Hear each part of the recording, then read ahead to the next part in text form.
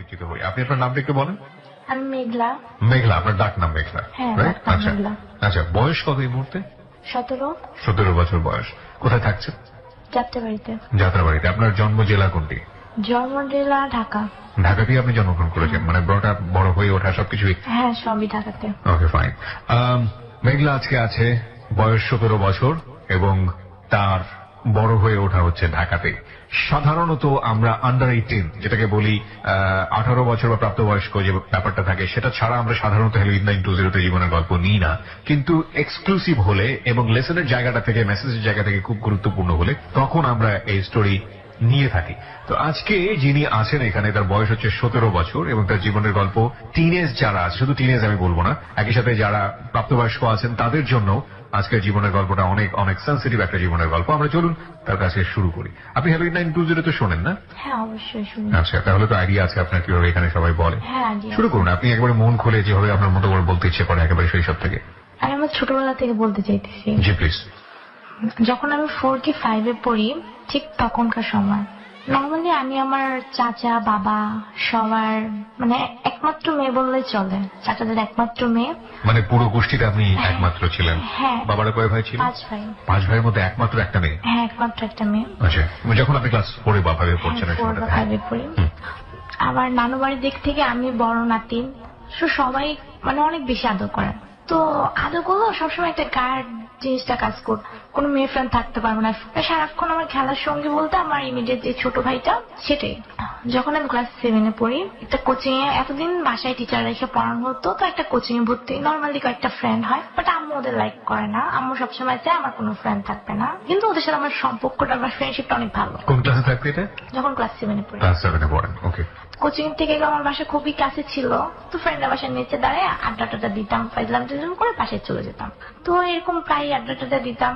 তো তখন থেকে আমার ভিতরে, আমার আম্মু আমাকে এই জিনিসটা ভিতরে ঢুকাইতে চাইছিল যে রিলেশন বা যেসব করে এগুলো ভালো না। আমি সবসময় এই জিনিসগুলো বুঝাইতো আমাকে। তখন মানে যেসব ফ্রেন্ডরা শুনতাম যে রিলেশন করে, বা আমার ব্যাচে করতাম যে টিচারের কাছে, যে আমার এদের বড়রাও ছিল, তো তারা রিলেশন করতো সবসময়। আমি দেখতাম যে রিলেশন করতেছে, তার মধ্যে সবসময় একটা জিনিস কাজ করতো, কেন রিলেশন করে, কি দরকার, বাবা মা বলে ভালো না তো রিলেশন। তো ওদের প্রতি একটা, যারা রিলেশন করতো তাদের থেকে একটু দূরে থাকার চেষ্টা করতাম। ক্লাস 7 এ থাকতেই মানে আপনার ভিতরে এই ধরনের একটা ব্যাপার ছিল? হ্যাঁ, মানে ভালো লাগতো না, কিরকম জানি মনে হতো। কেন আপনার মা বলতো এগুলো, মানে রিলেশন করা ভালো না? আম্মু বুঝাইতো আর কি, যে মা কখনো এরকম লাইনে যাবা না বা আমার কষ্ট দিবা না, রিলেশন করবে না। আশেপাশে মানুষ দেখতো যে এই একটা স্টোরি, যে এই যে ওই বাসার মেয়ে না ভেঙে চলে গেছে। আমি একটু আপনার বাবার কথা শুনতে চাই। আপনার বাবা কি করতেন? আমার বাবা ব্যবসা করে। ব্যবসা করতেন, আচ্ছা ঠিক আছে, বলুন। পরিবারে তো আপনি বড় ছিলেন না? পরিবারে আমি বড়।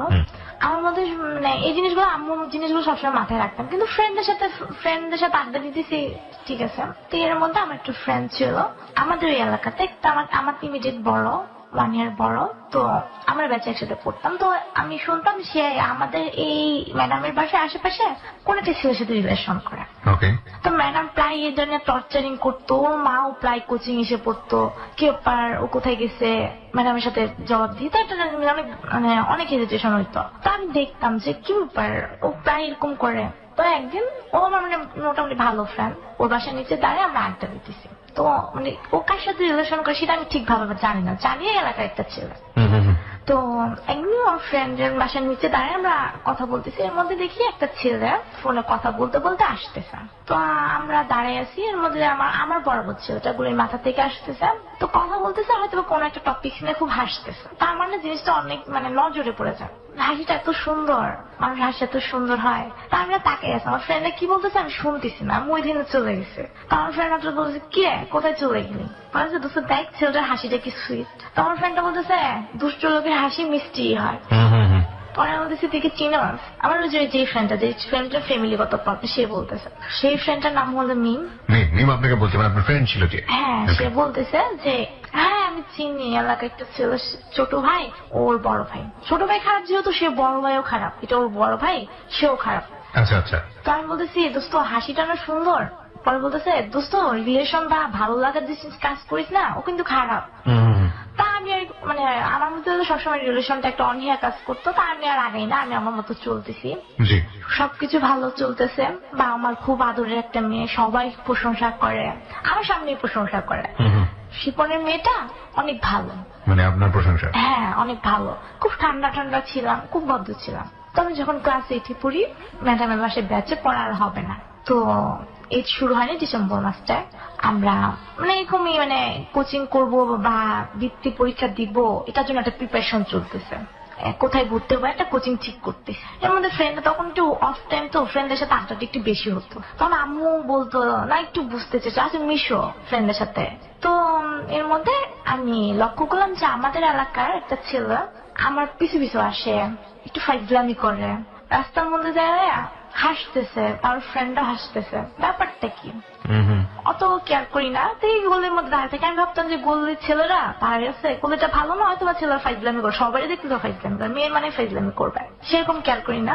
তার কিছুদিন পরে দেখি ছেলেটা আমার সাথে আমার পিছু পিছু আমার বাসা পর্যন্ত আসছে। যে ছেলেটার হাসিটা সুন্দর ছিল? না, তাহলে এটা অন্য একটা ছেলে, এলাকার মধ্যে একটা ছেলে, আমি চিনি না তাকে। পরে দেখি সে আমার বাসা পর্যন্ত আসছে, তা আমি অত কেয়ারিং করি না, সে আমার বাসা থেকে এসে আমার বাসাটা হয়তো তার লক্ষ্য ছিল আমার বাসাতে দেখে চলে যাবে, সে চলে গেছে। তারপরের দিন দেখি সে ছেলেটা, আমার আবার অভ্যাস ছিল আমি বিকালবেলা মানে ফ্রেন্ড ছিল না তো ছাদে উঠে ঘোরাঘুরি করতাম, নেমে যেত। তো আমি বরাবর প্রতিদিনের মতো ছাদে উঠছি, উঠে দেখি সেই ছেলেটা আমার সাথে মানে ফাইজলামি করে, সে আমার বাসায় ছাদে। আমাদের বাড়িওয়ালা ছোট ছেলে তার ফ্রেন্ড, সেই খাতিরে সে আমাদের বাসার ছাদে। কি ব্যাপার ওইখানে, আমি আর কিছু বলি না, আমি চলে আসি নিচে। তার কিছুদিন পরে এই ও আমাকে বলে, মানে ওর ডিটেলস ঠিকানা দেয়, ও কোথায় পড়ে, কোথায় থাকে, তো সব বলার পরে যখন বলে যে আমি ওই বাড়িটা থাকি, মানে আমাদের বাসাতে কাছে, যে আমি ওই বাড়িটাতে থাকি, তখন আমার মাথা মধ্যে কাজ করে যে মিমের বয়ফ্রেন্ড ওই বাড়িতে থাকে। তাই বলতেছি তুমি কি মিম নামের কাজ চিনো? বলতেছে কোন মিম? আমি বলতেছি কোন মিম চিনো না? হ্যাঁ এক সময় চিনতাম। আমার জানার মধ্যে তোমার সাথে মিমের সাথে রিলেশন আছে, তুমি আমার সাথে কেন রিলেশন করতে আসতেছো? বলতেছে না মিম তো 2 দিনের বই আগে ছিল, তুমি মিমকে চিনো? হ্যাঁ মিম আমার ফ্রেন্ড। তুমি যদি মিমকে চিনে থাকো তাহলে তুমি ভালো মতো জানো মিমের বিহেভ কি খারাপ। আমি চিন্তা করি হ্যাঁ মিম তো অনেক ছেলের সাথে রিলেশন করে, তো আমি আর কিছু বলে পরে দিয়ে বলতেছে আচ্ছা ঠিক আছে তোমাকে বলতে হবে না, তাহলে তোমার কন্ট্যাক্ট নাম্বারটা দিয়েছো। বলছে আমি তো কন্ট্যাক্ট নাম্বার ইউজ করি না। তো আচ্ছা ঠিক আছে তাহলে আমার নাম্বারটা নিয়ে যাও। আমি বলতেছি আমার কাছে তো কলম টলম কিছুই নেই, আমি তোমার নাম্বারটা কিভাবে নিয়ে যাবো? তো সে কি করে আচ্ছা ঠিক আছে একটা ইটের কর্নার নিয়ে দেয়ালের মধ্যে নাম্বারটা লিখে দেয়, এই যে আমার নাম্বারটা তোমার মন চেয়ে তুমি আমার এখান থেকে ফোন দিবা। আর মনে মধ্যে আমি হ্যাঁ দেখছি বলে আমি চলে আসি। তো একটা মধ্যে বলছে আচ্ছা ঠিক আছে তোমার রিলেশন করতে হবে না, তুমি ওর সাথে কথা বলে যাও। কথা বলার পরে বলতেছে মানে যতটুকু ইমপ্রেস করার করে। তো সেদিন কথা শেষ, আর কথা হয় না। তারপর সেদিন আমার আম্মু, মানে এটা বিকেলের কাহিনী, রাতের দিকে আম্মুর সাথে না আমি সব কথা শেয়ার করে ফেলতাম, না অভ্যাস ছিল এটা। তো আম্মু বলতেছে আম্মু এমন একটা ছেলের সাথে এরকম হয়েছে, সবকিছু শেয়ার করে ফেলি। আমি বললি কি না মা এরকম ভালো না, হ্যান না তেন না, ওই ছেলে ভালো না, যে ছেলে তোমাকে রাস্তায় টিস করে সে কি ভালো হবে নাকি এটা সেটা। আমি কিছু বলি না। তারপরের দিন আমি নর্মালি স্কুলে কোচিং এ যেতেছি, ওর সাথে আমার আর দেখা হয় না। আমার কন্ট্যাক্ট, আমি তখন ফোন ইউজ করি না, ওর সাথে আমার কন্ট্যাক্ট করা পসিবল না। ছেলেটার নাম যেন কি ছিল? ছেলেটার নাম রিহান। তো তারপরের দিন আমি ছাদে, সে আসে, আইসা কবুতর না ফাইজলামি করতেছে। তো 10 মিনিটের মধ্যে সে একটা চিঠি আমাকে পাঠায়, রেহান একটা চিঠি পাঠায়। তো আমি কিছু বলি না, নিয়ে এসে পড়ি। তো চিঠির মধ্যে নর্মাল ভাবে লেখা লাস্ট তুমি একটা রিকোয়েস্ট রাখো, তুমি আমার সাথে লাস্ট একবার কথা বলবা, ফোন দিবা। আমি পাশে নিয়ে ফোন দিই। ফোন দেওয়ার পরে সে আমাকে নর্মালি কথা বলে, এমন তারপর লাইফের পাস্ট বলে, তার লাইফের পাস্ট একটা মেয়ের সাথে মিম। তো তার লাইফ হিস্ট্রিটা বলে, সে অনেক ভালো ছিল, সে এখন খারাপ হয়ে গেছে, সবকিছুর জন্য দেয় মিম।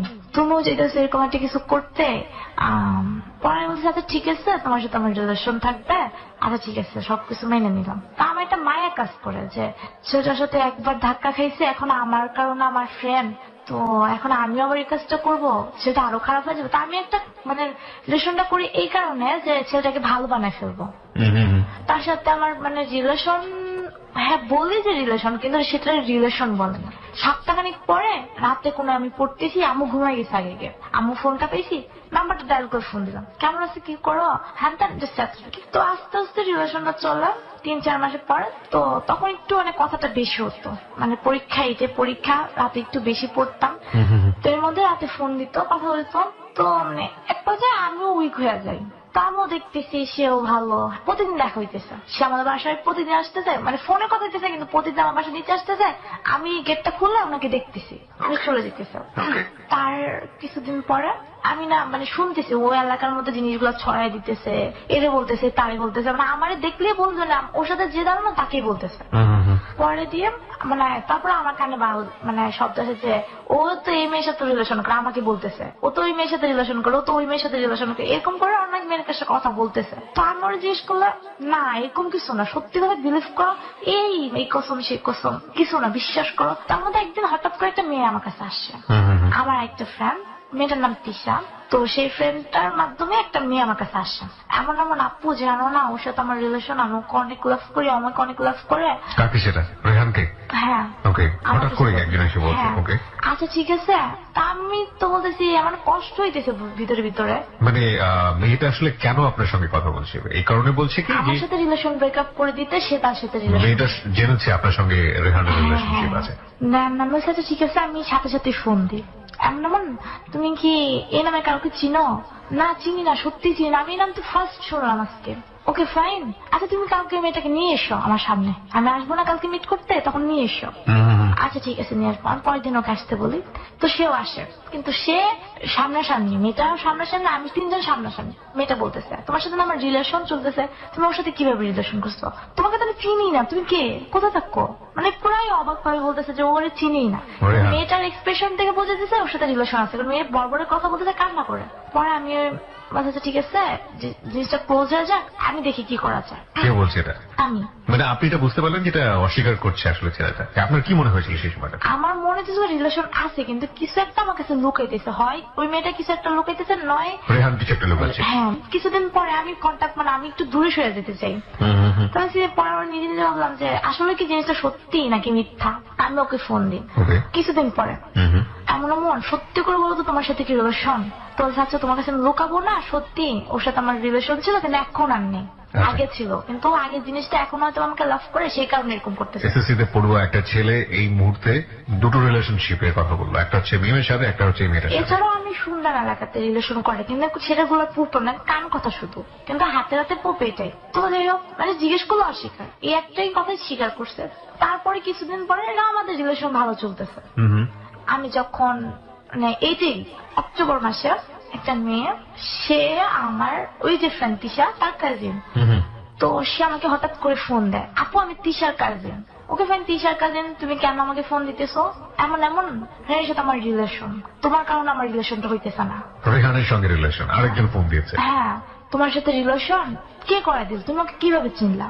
আমাকে তিশা আপু চিনাই দিছে, তিশা আপু কন্ট্যাক্ট করে দিছে, এখন ওর সাথে আমার রিলেশন হয়ে গেছে, তোমার কারণে আমি রিলেশন করতে পারতেছি না। তা আমি কিছু বলে আমি রেগে যাই, আমার কারণে রিলেশন করতে পারবে না মানে কি? তার পরবর্তীতে আচ্ছা ঠিক আছে আসো আমরা মিট করি। তার মাসখানিক পরে এর মধ্যে আমি ওরে জিজ্ঞেস করছি 1000 বার, স্বীকার করে না কোনোভাবে। ওরে আমি মানে রেকর্ডিংও শুনে দিয়েছি, বাট ও স্বীকার করতেছে না। ওদের দুজনের মধ্যে কি চলতেছে সেটা আমি জানি না। কিছুদিন পরে মেয়েটা আমার স্কুলের সামনে আসে আমার সাথে মিট করতে। আমি মিট করছি ওই স্কুলের সামনে, মানে মেয়েটা কথা বলার আগে কান্না করতেছে।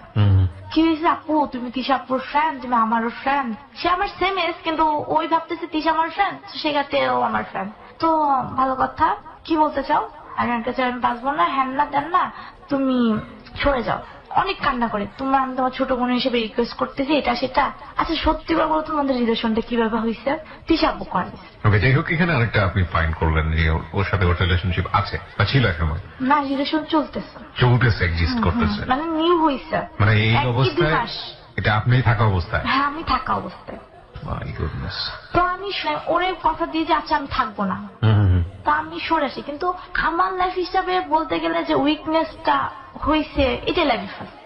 রিলেশন হোক আর আমি না মানলো হোক, সে না মানলো হোক, এই রিলেশন বলতে এটা আমার লাইফের ফার্স্ট। জিনিসগুলো অনেক কষ্ট ফিল করতেছি, কিন্তু কারোর সাথে শেয়ার করতে পারতেছি না। মার সাথেও শেয়ার করতে পারতেছি না, কারোর সাথে শেয়ার করতে পারতেছি না। আচ্ছা, কিন্তু কষ্ট হইতেছে। এর মধ্যে ও এলাকাতে আসতেছে, ওই মেয়ের সাথে ঘুরতেছে, আমাকে টেলাস করার জন্য নাকি সে নর্মালি আসতেছে আমি জানি না। এর মধ্যে সে আমাকে আর কন্ট্যাক্ট করে না। আমি না করছি আচ্ছা ঠিক আছে তোমার সাথে কন্ট্যাক্ট হবে না, সে আমার সাথে কন্ট্যাক্ট করে না। ওকে ফাইন, সে তার মতন রয়েছে, কিন্তু আমাকে দেখায় সে এলাকাতে আসতেছে, ঘুরতেছে, সে ফাস্টফুডে বসতেছে, এগুলো আমাকে জানাইতেছে কোন এক মাধ্যমে। আচ্ছা। আমার কষ্টটা আরো বেশি বেড়ে যেতেছে। একটা পর্যায়ে আমি আমার একটা টিচার আমাকে পড়াইতো, তার সাথে আমি সবটা শেয়ার করি। তো আমি ভাবি যে সে আমার থেকে অনেক বড়, এই লাইফটা পার করে সে কোনো একটা সলিউশন দিবে আমাকে, ভালো সলিউশন, যেহেতু আমার টিচার। তো আমি মানে নর্মালি বলি, সবকিছু শেয়ার করি, এমন। তো সে আমাকে অনেক সাজেশন, দেখো সেটা আসলেও খারাপ, তোমার সাথে থাকা অবস্থা এত রিলেশন করছে, আমিও শুনছি সে আরো কয়েকটা মেয়ের সাথে রিলেশন করছে। আচ্ছা ঠিক আছে, মানে সে আমার মাঝে মাঝে মেন্টালিটি সাপোর্ট দেওয়ার ট্রাই করতো। একটা পর্যায়ে মানে একদিন আমার মানে মনটা অনেক খারাপ, আমাকে একটা ছেলে এসে বলে, পিচ্ছি ছেলে, আপু রেহান মেয়া না ওই যে তিশার বোনটা আছে না, তার সাথে রিক্সাতে করে যাইতেছে। আমার অনেক কষ্ট লাগে জিনিসটা। যে তো সেদিন আমি ফার্স্ট ওর জন্য অনেক কান্না করি, তো আমার টিচার পড়াইতে আসে, সেই রকম সময় টিচার পড়াইতে আসে, আমি টিচারের কাছে জিনিসটা শেয়ার করি। সে আমাকে বলে কি, মানে বুঝানো নাকি শান্ত না আমি জানি না, তোমার সাথে এরকম করে তুমি ওকে সাথে একটা প্রতিশোধ নিয়ে নাও। কিরকম, তার একটা ভাই আছে, তোমার যেরকম ভাবে হোক তার কন্ট্যাক্ট নাম্বারটা আমি কালেক্ট করবো, তোমাকে দিব। আচ্ছা ঠিক আছে। তো তার ভাইকে দিয়ে কি করবো? তার সাথে রিলেশন করে, তার মতো ছেলেকে রিলেশন করে তুমি ঠকাইতে পারবে না। তুমি তার ভাইটা অনেক ইনোসেন্ট, তার রিলেশন করে তুমি একটা ধাক্কা দিয়ে দাও, যেহেতু ভাই কষ্ট লাগবে। সুতরাং তার আপন ভাইয়ের সঙ্গে রিলেশন করো, তাই তো? তার আপন ভাইয়ের সাথে রিলেশন, ছোট না বড় ছিল? বড়। ওকে। ওর সাথে রিলেশন করে তুমি ওকে একটা ধাক্কা দিয়ে দাও, ভাই তো যেহেতু ছোট ভাই, কষ্ট লাগবে, যখন বড় ভাই কষ্ট পাবে, কষ্ট লাগবে। এটা কে পরামর্শ দেয় আপনাকে? টিচার? আমার টিচার। ওকে ফ্রেন্ড, তার নাম্বার কিভাবে পাবো? কেন তোমাকে কি সে ওর ভাইয়ের নাম্বার দেয় না? না, ওর ভাইয়ের নাম্বার, ওর সাথে আমার কন্ট্যাক্ট হয় না, ভাইয়ের নাম্বার কোথায় পাবো? একটা পর্যায়ে সেই নাম্বারটা কালেক্ট করে দেয়। তো আমি ফোন দিই না, কিন্তু আমার মধ্যে একটা জিদ কাজ করতেছে ওর প্রতি। এতদিন মানে যেগুলো মানে বিন্দু বিন্দু কষ্টগুলো এখন একটা জিদ হয়ে গেছে। একটা দিনে আমি ওর ভাইকে ফোন দিই। আচ্ছা। ফোন দিই, তার সাথে আমার সাথে ফ্রেন্ডলি কথাবার্তা, মানে রিলেশন যে করবো সেরকম কিছু না, ফ্রেন্ডলি কথাবার্তা চলতেছে। মাঝখানে আমার এক্সাম, তার মধ্যে ভালো লাগে না, আবার ওই পেনটাও কাজ করে। একটা পর্যায়ে কন্ট্যাক্ট করা বন্ধ করে দিই ওই ছেলেটার সাথে। আমার মোবাইলও নাই, প্রবলেম হয় অনেক। তো নাই না, তার প্রায় 6 মাস পরে আমার টিচারটা বলে, কি ব্যাপার ওই ছেলেটার সাথে কথা হয় না? হ্যাঁ না, আমি কি পারলাম না, তো জিদটা শুধু জিদে রয়ে গেল, ওর সাথে তো রিলেশন করতে পারলাম না। মানে মেয়েরা কি না পারে, এরকম কোনো ব্যাপার? হ্যান ত্যান। আচ্ছা ঠিক আছে, তুমি আজকে ফোন দাও। তারপরে 2013 সালের জুন মাসে নতুন করে আমি তাকে ফোন দিই, অনেকদিন পর, লং টাইম পরে ফোন দিছি, নর্মালি কথা হইতেছে এমন। এর মাঝখানে যে তার সাথে আমি কথা বলছি না। এটা কাকে ফোন দিয়েছেন? রেহানকে না রেহানের বড় ভাইকে? রেহানের বড় ভাইকে। ওই যে তার সাথে আমার রিলেশন করে তাকে একটা ঠকানোর চেষ্টা, সেটা তো হলো না তখন আর। তার পরবর্তীতে মানে আমার ভিতর সেই জিদটা কাজ করতেছে, ওরে যেভাবে কষ্ট দিবই, যেভাবে হোক। তার মধ্যে এর মধ্যে আমি জানি না ওর বড় ভাইটা আসলে কোনটা, কখনো দেখিও নাই। তো জুন মাসে 28 তারিখে তার সাথে আমাকে ফার্স্ট মিট হয়। এর মাঝখানে কিন্তু তার আগে প্রায় তার সাথে মানে টোটালি কন্ট্যাক্ট বলতে গেলে 6-7 মাস হয়ে গেছে, তো তার সাথে আমার মিট করা কখনো হয়নি। তখন সে আমাকে মানে বললো, আচ্ছা ঠিক আছে, আজকে আমরা মিট করবো। খুব বৃষ্টি হইতেছে, বৃষ্টির মধ্যে আমি দেখতেছি একটা ছেলে দাঁড়ায় কথা বলতেছে ফোনে, আমিও ফোনে কথা বলতেছি, সেও ফোনে কথা বলতেছে, রোডের মধ্যে বৃষ্টি হইতেছে। আমি ডাউট করে নি এটাই, তো ডাউট করে নি এটা, কিন্তু আমি খুব অবাক হয়ে যাই যে এই ছেলেটা তো সেই ছেলেটা, যে ছেলেটার হাসিটা খুব ভালো লাগছে। Very interesting. ওকে। তো আমি না পুরো মানে সারপ্রাইজ হয়ে যায়, আমি তাকে পরিচয় দিই না, আমি তোমার সামনে দিয়ে আমি গেছি, কিন্তু তুমি আমাকে দেখো নাই। ওকে। তো বলতেছে, আমি তোমাকে দেখি নাই। কি বলো? আমার সামনে দিয়ে গেল, কই গেল? আমি তো দেখি নাই, একটা মেয়ে যেতে দেখছি, সেটা কি তুমি? তার সাথে আমি দেখা করি, তো আমি তার সাথে সামনে আমি এসে পড়ছি, এসে অন্য একটা গুড়িতে চলে। কি নাম ছিল ওর? তার নাম রুদ্র। তো আমি চলে এসে অন্য একটা গুড়িতে চলে গেছি। তো চলে যাওয়ার পরে সে আমাকে দেখে না, তো কিছুক্ষণ পরে সে বৃষ্টিতে ভিজে ভিজে আমার কাছে আসে। আমি মানে ভাবতেছি আমি তার সাথে দেখা করবো, আমি অবাক হয়ে গেছি যে এই ছেলেটা এতদিন দেখলাম না, এখন যেখানে আমি একটা প্রতিশোধ নিতে আসছি সেখানে এই ছেলেটা আসে বলো, যার প্রথম আমার হাসিটা ভালো লেগেছে। হাসিটা খুব ভালো লাগলো। তো এক পর্যায়ে আমি সারপ্রাইজ নাকি ড্রিম কিছু মিলাতে পারতেছিলাম না, তারপর ভাবতেছিলাম দেখা করবোই না, এখানে ক্লোজ করে দিব জিনিসটা। তো আসিয়া রিকোয়েস্ট করার পর দেখা করি, আমি একটা পার্পেল কালার জামা পরি, সে একটা ব্ল্যাক কালার শার্ট পরে আসে। কিছুদিন পরে তার সাথে আমার কথা হইতেছে, তেমন আমি মানে কনফিউজ হয়ে পড়েছি, এই ছেলেটা কেন রেহানের আগে আমি পেলাম না, কেন ওর সাথে আমার আগে কন্ট্যাক্ট হলো না, তাহলে আমি ওর সাথে ভালো মতো রিলেশন করতাম, ছেলেটার হাসিটা আমার ভালো লাগে, আর তাকে কোনো ফার্স্ট কোনো ছেলের ভালো লাগার মধ্যে সেটাইও মানে আমি কনফিউজডে পড়ে গেলাম যে কিসের মধ্যে কি হয়ে গেল। তো তার কিছুদিন পরে তার সাথে আমার কথা হইতেছে, মানে যখন একটা জিনিস ভাবতেছি পজিটিভ থেকে, তখন আবার ভাবতেছি আমার মানে কান পড়া দিতেছে, মানে যারা জানে তারা কান পড়ছে, আরে ছোট ভাই খারাপ, বড় ভাই ভালো হইব, বড় ভাইও খারাপ, তুই ছেঁকা দিতে কি হইব, তোর সাথে পোল্ট্রি নিছিস, তুই একটা পোল্ট্রি নিয়ে নে। রিলেশন কি আপনাদের হয়ে গেছে ততদিনে? না, তখন friendly হয়নি, কথা হইতেছে। ফ্রেন্ডলি কথাবার্তা হচ্ছে। ওকে। তো একটা পর্যায়ে 1 মাস পরে জুলাই 30 তারিখে আমি তাকে বলি যে এমন এমন আমার না একটা ছেলেকে, মানে এর আমার মানে ডিসিশন নিয়ে ফেলছে, ফাইনাল ডিসিশন। এত শুনতে ভাবতেছি যে সেটাকে ঠকাবো, সেটা তো আমার ভালো লাগা, কেন ঠকাবো ছেলেটাকে। কিন্তু আপনার তো প্ল্যান ছিল অন্য রকমের, মানে আপনি রুদ্রের সঙ্গে রিলেশনশিপ কন্টিনিউ করে আপনি রেহানকে দেখাবেন যে তোমার বড় ভাইয়ের সাথে হ্যাঁ, relationship। কিন্তু আমার ওর সাথে ওরে ঠকাইতে ইচ্ছা করতেছে না, এই কারণে তাকে আমার ওই যে ভালো লাগছে, এই কারণে আমার ঠকাইতে ইচ্ছা, মানে মাইন্ডটা সেটেল করতে পারতেছি না। মানে কি এটা কি ঠকাইতে ইচ্ছে করছে না এই অর্থে যে আপনি তার সাথে প্রেমই করবেন না, নাকি প্রেমে পড়ে প্রেমই গিয়েছে? করবো না, প্রেমই করবেন তাকে না। ওকে ঠকাবোই না। ওকে ওকে ওকে, পয়েন্ট। তো একটা পর্যায়ে মাইন্ডটা ডিসিশন করো না, তাকে ঠকাবোই জুলাই 27 তারিখে। ঠকাবই হ্যাঁ ঠকাবোই। তো মানে প্রেম করবই, হ্যাঁ প্রেম করবোই, তারপর চাকা দিব। সেই অর্থে সো কল যে প্রেম মানে আলটিমেটলি ভনিতা করা। তো আমি তাকে মানে ডিটেলস বলতেছি, আর জানো আমাকে একটা আমি ওর সাথে আমি ফ্রেন্ডলি কথা বলতাম, একবার খুব ফ্রেন্ডলি, আমার যদি ছেলেকে খুব ভালো লাগে আমি আজকে তাকে প্রপোজাল করবো। কিভাবে করা যায় বলো তো, তোমার এক্সপেরিয়েন্স থেকে বলো, তুমি কি কোন মেয়ের সাথে রিলেশন করো না, আমি একটু অভিজ্ঞতা বলো। ফাইজলামি করতাম আর কি। তো সেও ফাইজলামি ফানি ভাবে নিত জিনিসগুলা। তো জুলাই 30 তারিখ রোজা চলতেছে, ইফতারের পর আমি ওকে ফোন দিছি, ছেলেটাকে প্রপোজ করবো। তো এগুলো বলি, তো সে মানে কষ্ট পাইতেছে নাকি ফাইজলামি থেকে বলতেছে আমি জানি না, মাত্র তো কয়েকদিন যাবত ফ্রেন্ডশিপ হলো, কেন এখন প্রপোজাল করবো, কয়েকদিন পরে তা আমি হাসতে যাবো না, আজকেই প্রপোজাল করতে হবে, আজ প্রপোজ করবো, আজকে ওর সাথে রিলেশনের যা হবে হবে, আর তোমাকে আমি কনফারেন্সে রেখে ওকে প্রপোজ করবো। কাকে কনফারেন্সে রাখবেন? ওই যে রুদ্রকে। রুদ্রকে কনফারেন্সে রেখে, মানে আপনি ওখানে ডিসকাস করছেন, আলোচনা করছেন ওর মেন্টালিটিটা কি এটা জানার জন্য, যে আপনাকে আদৌ ফিল করে কিনা। ওকে। তখন আপনি কোন ক্লাসে পড়েন? তখন আমি 9 পড়ি। ক্লাস 9 পড়েন, একটু বড় হয়েছেন 7 এর চাইতে। ওকে। দেন সে আমাকে বলতেছে, তো আমি একটা পর্যায়ে বলি কি মানে কথা বলতেছি, ফাইজলামি করতেছি, এর মধ্যে বলতেছে কেন আমাকে কনফারেন্সে রাখবা, কেন তুমি এইভাবে বলো, ফোনে বলো, তুমি আমার ফোনটাকে এটা ফোনে বলো।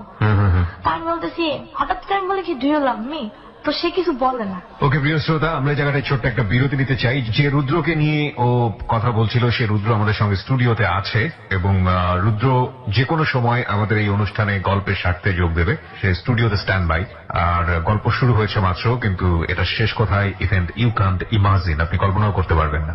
মাত্র 4 মিনিটের ছোট্ট একটা বিরতি নেব। আপনারা সবাই শুনছেন close up presence hello 8920 ABC radio FM 89.2 এ। আর আজকে এদেরকে দেখার জন্য এবং একই সাথে যারা এদের সাথে পার্সোনালি কন্ট্যাক্ট করতে চান, পুরনো অনুষ্ঠান যেগুলো হয়ে গেছে 8920 সেগুলো ডাউনলোড করতে চান এবং যারা স্টোরি বলতে চান এখানে এসে, তারা আমার সঙ্গে যোগাযোগ করতে পারেন আমার ফেসবুকের মাধ্যমে। আমি সরাসরি নিজে ওখানে রিপ্লাই দিই, নিজে যোগাযোগ করি। আমার ফেসবুকের ঠিকানা হচ্ছে www.facebook.com/hello8920। আর একবার বলছি www.facebook.com/hello8920। ওখানে গিয়ে লাইক দিবেন এবং লাইক দেওয়ার সঙ্গে সঙ্গে আপনি হ্যালো 8920 সহ আমার যে আরো অনুষ্ঠানগুলো আছে সেগুলোর মেম্বার হয়ে যাবেন। এছাড়াও আপনারা কানেক্টেড থাকতে পারেন এবিসি রেডিওর ফেসবুক ভেরিফাইড পেজে, যে পেজটি বাংলাদেশের রেডিও এরিনার এখন সবচাইতে কি বলা যেতে পারে popular page, number 1 Facebook page radio এরিনার, যেখানে আমরা কিছুদিন আগে 30 লাখের ওপরে আমাদের মেম্বার রয়েছে। বাই দ্য ওয়ে, আমরা ফিরে আসতে চাই মাত্র সময় রাত একটা। প্রিয় শ্রোতা, আরো একবার স্বাগত জানাচ্ছি ক্লোজ আপ প্রেজেন্স হ্যালো 8920 আমি আরজি কিপিয়া রয়েছে আপনার সঙ্গে এবং আপনারা শুনছেন এবিসি রেডিও এফএম 89.2।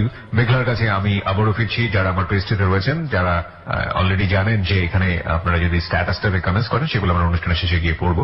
আমাদের ফেসবুকের ঠিকানা www.facebook.com/hello8920। আর একবার বলছি www.facebook.com/hello8920। প্লিজ ওখানে গেলে লাইক দিতে ভুল করবেন না। হ্যাঁ মেঘলা, যেখানটাতে ছিলাম আমরা, ধরা খেয়ে গেলেন, তারপর? তো আমার তো হাত পা পুরো নিজের মধ্যে ঠান্ডা হয়ে গেছে, ঠান্ডা করে দিতেছে, এখন কি করবো? তো নর্মালি আম্মু। রুদ্র ওই মুহূর্তে কেমন লাগছিল যখন আপনার মানে অভিভাবকের সামনে পড়ে গিয়েছেন, কি করছিলেন আপনি? মানে আমার লাইফে মনে হয় যে মানে জীবনে মানে আমি এরকম ভয় পাইনি আর কখনো, মানে আমার এতটা ভয় লাগছে। আমি টোটালি করছিল ভদ্রমহিলা সে সময় কি করছিল? জাস্ট দাঁড়িয়ে আমার দিকে তাকিয়েছিল, কোনো কিছু বলেনি আমাকে। আমি আতঙ্কিত হয়েছিলাম, আমিও মানে আমারও মনে হচ্ছিল এরকম যে আমার পা জমে গেছে, আমি হাঁটতে পারবো না, মানে ওখানেই দাঁড়িয়ে। ওকে। তো আমি ওরে কোথায় দিব, এখনো গেট খুলে নাই, কোথায় পাঠাবো? আমি হিল স্টেশনের মধ্যে পড়ে গেলাম। আম্মু বলো কি বাসাতে বের করো, তারপরে হিসাব তোমার সাথে করতেছি। তো আমি ওরে বের করে বলি তুমি ছাদে চলে যাও। এর মধ্যে আম্মু আমাকে তো এত রাত ও কেন বাসে, আমাকে তো মানে উনি নেগেটিভ জিনিস, মানে আমাদের মধ্যে পজিটিভই ছিল, কিন্তু তখন আমার মাথার মধ্যে জিনিসটা আসে আসলো তো এত রাতে আমার বাসায় জিনিসটা তো যে কোনো শুনে নেগেটিভ নিয়ে নিবে। তা আমি বলে ও কেন বাসায়? আমি এর মধ্যে কান্না করতেছি, কথা বলতে পারতেছি না। আম্মু 100টা কোশ্চেন করতেছে, আমি একটা কথার অ্যান্সার দিতে পারতেছি না। তো ওরে আবার বলে যে ছাদের থেকে কেউ দেখে ফেললে আমাদের মানে যাবে মেয়ে। আমি ওরে ঘরে এনে বসায়, তো বসে সকালবেলা বের করে দিই নর্মালি। তো আম্মু জিনিসটা নিয়ে অনেক বেশি মানে ডিপলি চলে গেল জিনিসটা। আম্মু ভাবতেছে কত কিছু। তো একটা পর্যায়ে আম্মুর সাথে তো শেয়ার করলাম। তো আমার সেদিন সারা রাত কান্না করতে করতেই গেছে। তো ওরে বললাম, ও আচ্ছা ঠিক আছে জিনিসটা আমি দেখতেছি। আম্মুর সাথে কথা বলে আম্মু বলে কি আচ্ছা এমন চলে গেছে, আমার কমিটমেন্টটা ছিল তোমরা বিয়ে করে ফেলো সঙ্গে সঙ্গে না, মানে ভাব গতিতে বুঝে দিছিল। আমি জানি না ওরে বলছে, ওরে কি বলছে তা ভাব কি বলেছিল আপনাকে? আমাকে বলছিল যে ওকে বিয়ে করে নিতে, যদি আমি সত্যিকারই ওর লাভ করে থাকি আর ও যদি আমাকে সত্যিকার লাভ করে থাকে। এটা কবে বলেছিল? ওই ঘটনার পর, ওই সময় বলেছিল? ঘটনার পর থেকে। ওকে ফাইন, বলুন তারপর। তো আমার মধ্যে তো কাজ করতেছে কষ্টটা, কাজ করতেছে আম্মু কষ্টটা কাজ করতেছে, আমার মধ্যে কাজ করতেছে ওরে বিয়ে করে ফেললে সে কেউ কখনো মেনে নেবে না। তো একটা পর্যায়ে আম্মু জিনিসটা বেশি মানে একদিনের মধ্যে কথা, পরের দিন সন্ধ্যাবেলায় ও নর্মাল না আমার বাসায় আমাকে পড়াইতে আসবে না, আসছে। আমি খুব কান্না করতেছি, আম্মু আমাকে অনেক বকা দিছে এই কাজটা কিভাবে করলা, কি হলো না হলো। তো আমি খুব কান্না করতেছি। তো রুদ্র আসছে, তো ও কখনো ফার্স্ট টাইম থেকে কখনো আমার চোখের পানি সহ্য করতে পারতো না, ও কান্না করতেছে। তো বলতেছে আচ্ছা ঠিক আছে দেখি আমরা কিছু একটা করবো। তো তার কিছুদিন পরে, যেটা জানুয়ারি মাসের কথা, তো তার কিছুদিন পরে ফেব্রুয়ারি 14 ফেব্রুয়ারি আমরা নর্মালি ঘুরতে গেছি। এর মধ্যে আমার জানো না আমরা বিয়ে করে ফেলবো এরকম কিছু একটা। তো নর্মালি যেটা ফানের মধ্যেই ছিল, বিয়ে আর হয় নাই। তো পরবর্তীতে ওই ঝামেলাটা আবার উঠে আসে। আম্মু বলতে যে তোমার ফ্যামিলি মেম্বারকে জানো, আমরা ফ্যামিলি কথা ভাবে বিয়ে দিয়ে দেবো। কিন্তু ওর পক্ষে তো ফ্যামিলি মেম্বার জানানো তো ইম্পসিবল, বিয়ে করবো এটা বলা তো ইম্পসিবল। আমি জিনিসটা বুঝতেছি কিন্তু আম্মু তো জায়গাটা বুঝতেছে না। কষ্ট লাগে এটা আমাদের ফ্যামিলি মেম্বার, এই ঝামেলাটার পর ফ্যামিলিতে আরো ঝামেলা চলতেছে। তো আম্মু 14 তারিখের পরে প্রায় মানে সন্দেহ করতাম নাকি বিয়ে করছি নাকি আসলে কি বিয়ে। আমি ফান করে বলতাম কি আমি যে ভালোবাসা দিবসের দিন বিয়ে করবো, কিন্তু আসলে আমরা বিয়ে করিনি। তো একটা পর্যায়ে ও নাকি আম্মুকে বলে দিছে যে আমরা 14 তারিখে বিয়ে করে ফেলছি। ও আমাকে বলছে, আগে বলার আগে আমাকে বলছে আচ্ছা ঠিক আছে আমরা এখন বলি জিনিসটা ঠান্ডা হোক, অনেক ঝামেলা চলতেছে বাসার মধ্যে, বলি জিনিসটা ঠান্ডা হোক তারপর আমরা এই কয়েকদিন মধ্যে বা পরে একটা করে নেবো। আচ্ছা আম্মুকে বলে ফেলছে আমরা বিয়ে করে ফেলছি। ভালো কথা, কোথায় বিয়ে করছো? আমরা মানে নর্মালি বলতে গেলে বানায় চানা একটা বললাম, আমরা সুন্নতি বিয়ে করছি। আমার মধ্যে কাজ করতেছে যে যাকে এটা বলে ফেলি, আস্তে আস্তে ওর কাছ থেকে আমি এখন মানে কি করবো তখন বুঝতেছিলাম না। তো তখন মোটামুটি বিলিভ করতে পরে আমার মাথার মধ্যে জিনিসটা কাজ করতেছে সুন্নতি বিয়ে কিভাবে করে, কাবিন নামার নাই কিছু নাই, কিভাবে বিয়ে করবো। তো একটা পর্যায়ে আম্মু কি করলো, ওরে একদিন আমাদের মধ্যে ঝামেলা চলতেছে অনেক। তো আমার বাসায় আসছে, মামাদের পড়াতে আসছে। তো এর মধ্যে ও আমাকে আম্মু আসছে পরে হঠাৎ আমি আর ও বসে আছি, এর মধ্যে কি যেন একটা ঝামেলা হয়েছে আমাদের সাথে। ওর মন খারাপ আমার মন খারাপ, আমি সারাদিন খুব কান্না করছি। তো পরে আম্মু বলতেছে আজকে কাজে আনলে তোমাদের পাশে বিয়ে দিয়ে দেবো। কে আমরা তো বিয়ে করছি, আমি বলতেছি আমরা তো বিয়ে করছি, সমস্যা কি? তো আম্মু ওরে বলতেছে তোমরা যে বিয়ে করছো, ওরে বলতেছে তোমরা যে বিয়ে করতেছো সেটা তো কোনো প্রমাণ নাই, কোনো কিছু নাই, এই বিয়ে আমি মানি না। এই বিষয়টা আপনার বাবা জানতো ওই সময়? না বাবা জানতো, আমার কাছে আম্মু হাইড করছে, আমি হাইড করতে বলছি। তো পরবর্তীতে আম্মু, আমার তো মাথা আসমা কি বলে নগদে নাকি কাজের সাথে আমার কথাও হয়ে গেছে, কাজে আসতেছে। তা আমার তো আকাশ জমি সব, এটাও তো ফল্ট ছিল। আমার প্ল্যান ছিল তো বিয়ে করবো না ওরে, কারণ এটা কখনো মেনে নেবে না। ওর লাইফটাও শেষ, আমার লাইফটাও শেষ। ও কখনো পারবে না, ওর মাকে ও অনেক লাভ করে। ও সবসময় বলতো ওর মার চোখের পানি আমার চোখের পানি ও কখনো দেখতে পারে না। এখন আমাকে জিনিসটা কনসিডার করতে হবে, কারণ ওর মা তো মাকে মা তো কনসিডার করতে পারবে না। তো আমি যেতাম যে ওটা যখন চলে গেছে একটা কোন একটা পর্যায়ে জিনিসটা কাটাই নিব। তো এখন দেখি বিয়ে সবকিছু হাজির, কাজে হাজির। তো আমি ওরে বারবার বলতেছি, ও বলতেছে হ্যাঁ আমি রাজি, আমি বিয়ে করবো। এক মিনিট, এখানে একটু রুদ্র আপনার কাছে জানি। যে আপনি তো জানতেন বিষয়টা অনেক ডিফিকাল্ট আপনার ফ্যামিলির জায়গাটা থেকে, এবং আপনি ও যেটা বলছিল যে মা ফ্যামিলি কেউ কখনো মেনে নেবেন না, সেক্ষেত্রে আপনি ওর মার কথায় আপনি রাজি হচ্ছিলেন কেন? আমি ফার্স্টে ও তো বলছে যে আমি ওর চোখের পানি বা আমার আম্মুর চোখের পানি আমি সহ্য করতে পারতাম না। ফার্স্ট হচ্ছে আমার মা, আমি আমার মার কোনো কথা মানে আমার লাইফের কোনো হিস্টোরি তার কাছে আমি লুকাইতাম না, শুধুমাত্র ওর ঘটনা আমার বাধ্য হয়ে লুকাইতে হইতো, কারণ ওটা পছন্দ করতো না। রাইট, আপনি জানতেন যে আপনার ফ্যামিলি থেকে জিনিসটা জটিল হয়ে যাবে, এবং সেই অর্থে আপনি কেন তাহলে ওর মার কথা আপনি কেন রাজি হচ্ছেন? আমি এটা ওকেও বলতাম, এটা ও বুঝতো, আমিও বুঝতাম, বাট যখন জিনিসগুলো সিচুয়েশনগুলো এমন ভাবে হয়েছে ওই সময় ওই মুহূর্তে, আমি যদি তখন অস্বীকার করি তাহলে আমার অনেকগুলো মিথ্যা চলে আসবে। যেমন ফার্স্ট টাইম আমরা বলছিলাম আমরা এর আগে বিয়ে করছি, তাহলে এখানে বিয়ে করতে সমস্যা কি? ফার্স্ট এটা হচ্ছে।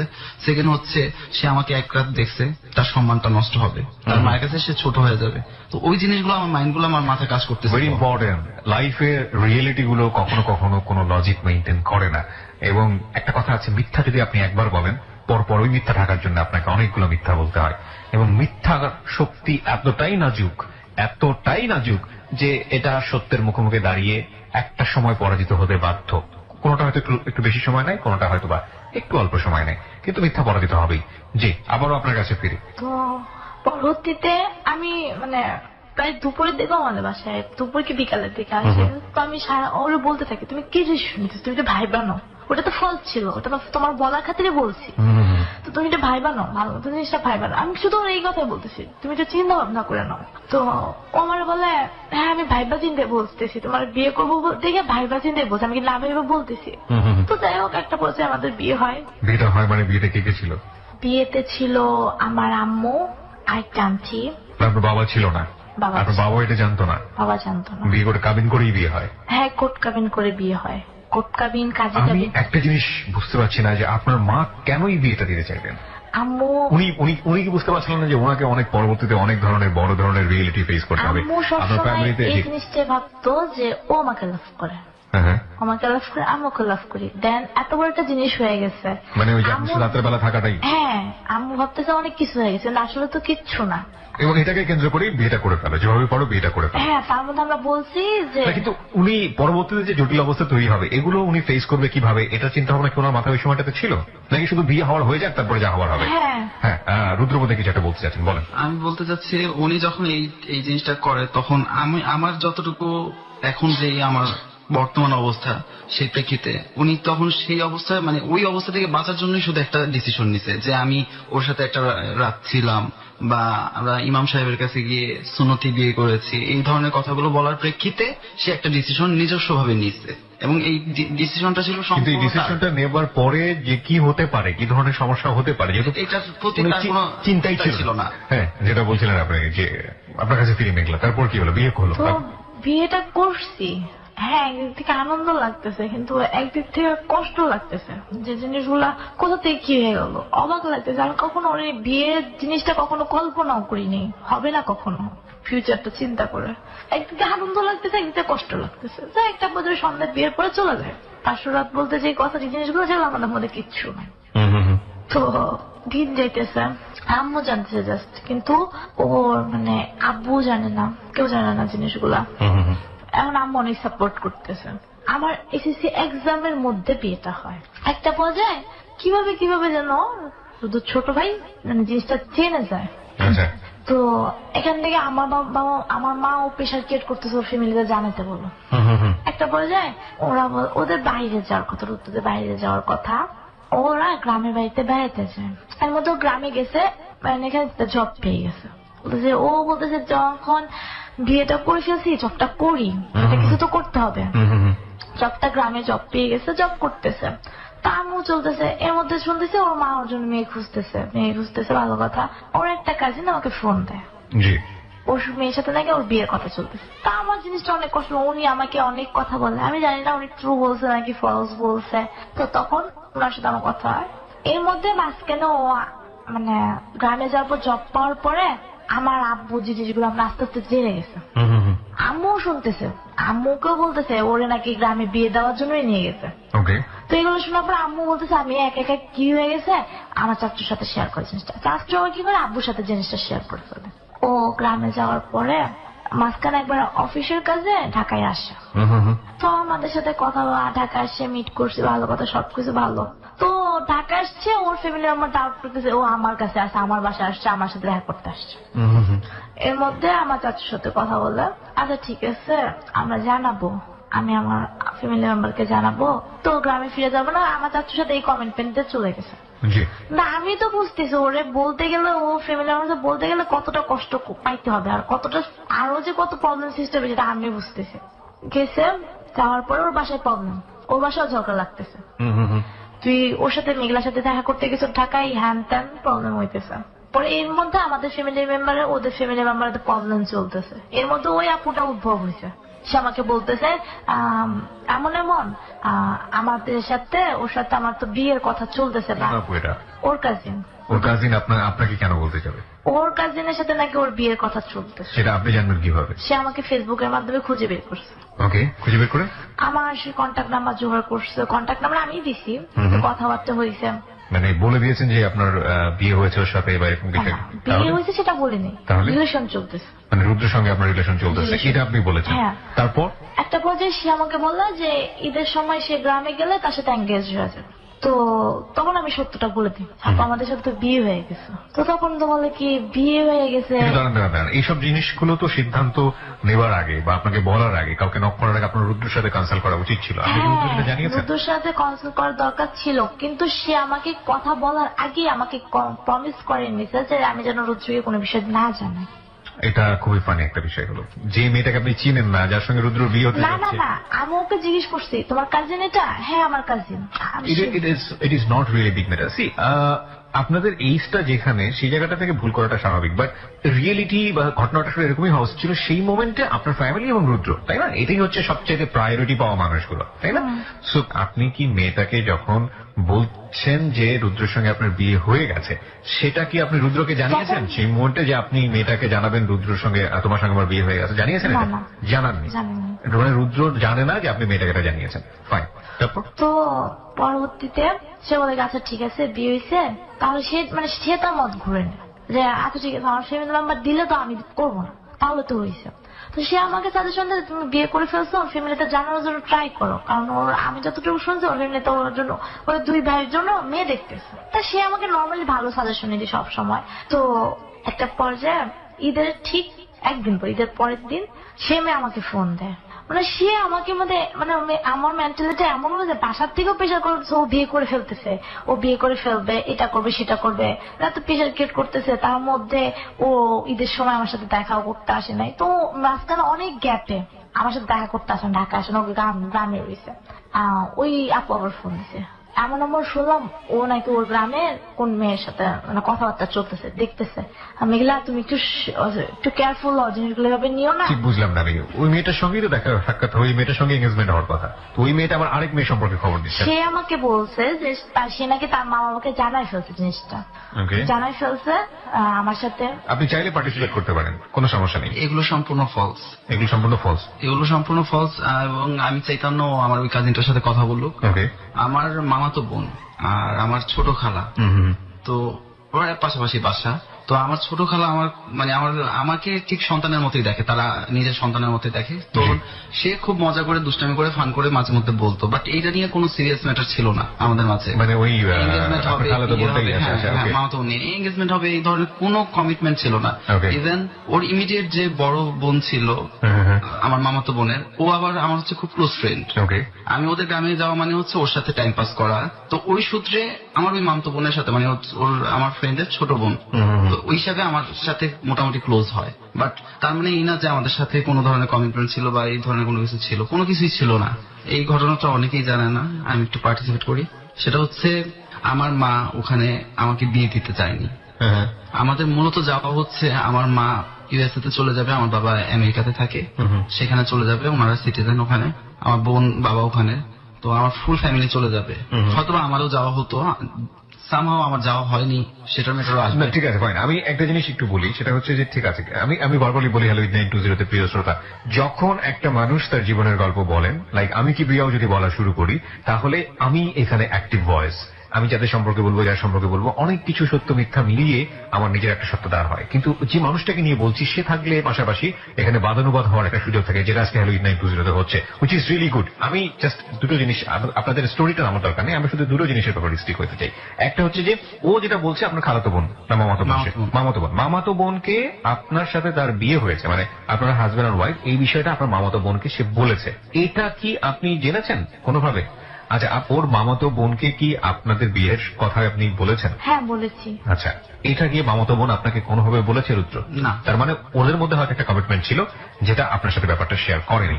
মামাতো বোনের সঙ্গে বিয়ে হওয়ার কথা ছিল না দ্যাট ইজ নট ইম্পর্টেন্ট। ওর জায়গা থেকে ওটা অন্যরকম, মামাতো বোন হয়তো আপনাকে অন্যভাবে ব্যাখ্যা করেছে, হ্যাঁ, আমাকে so this is not really important, fine.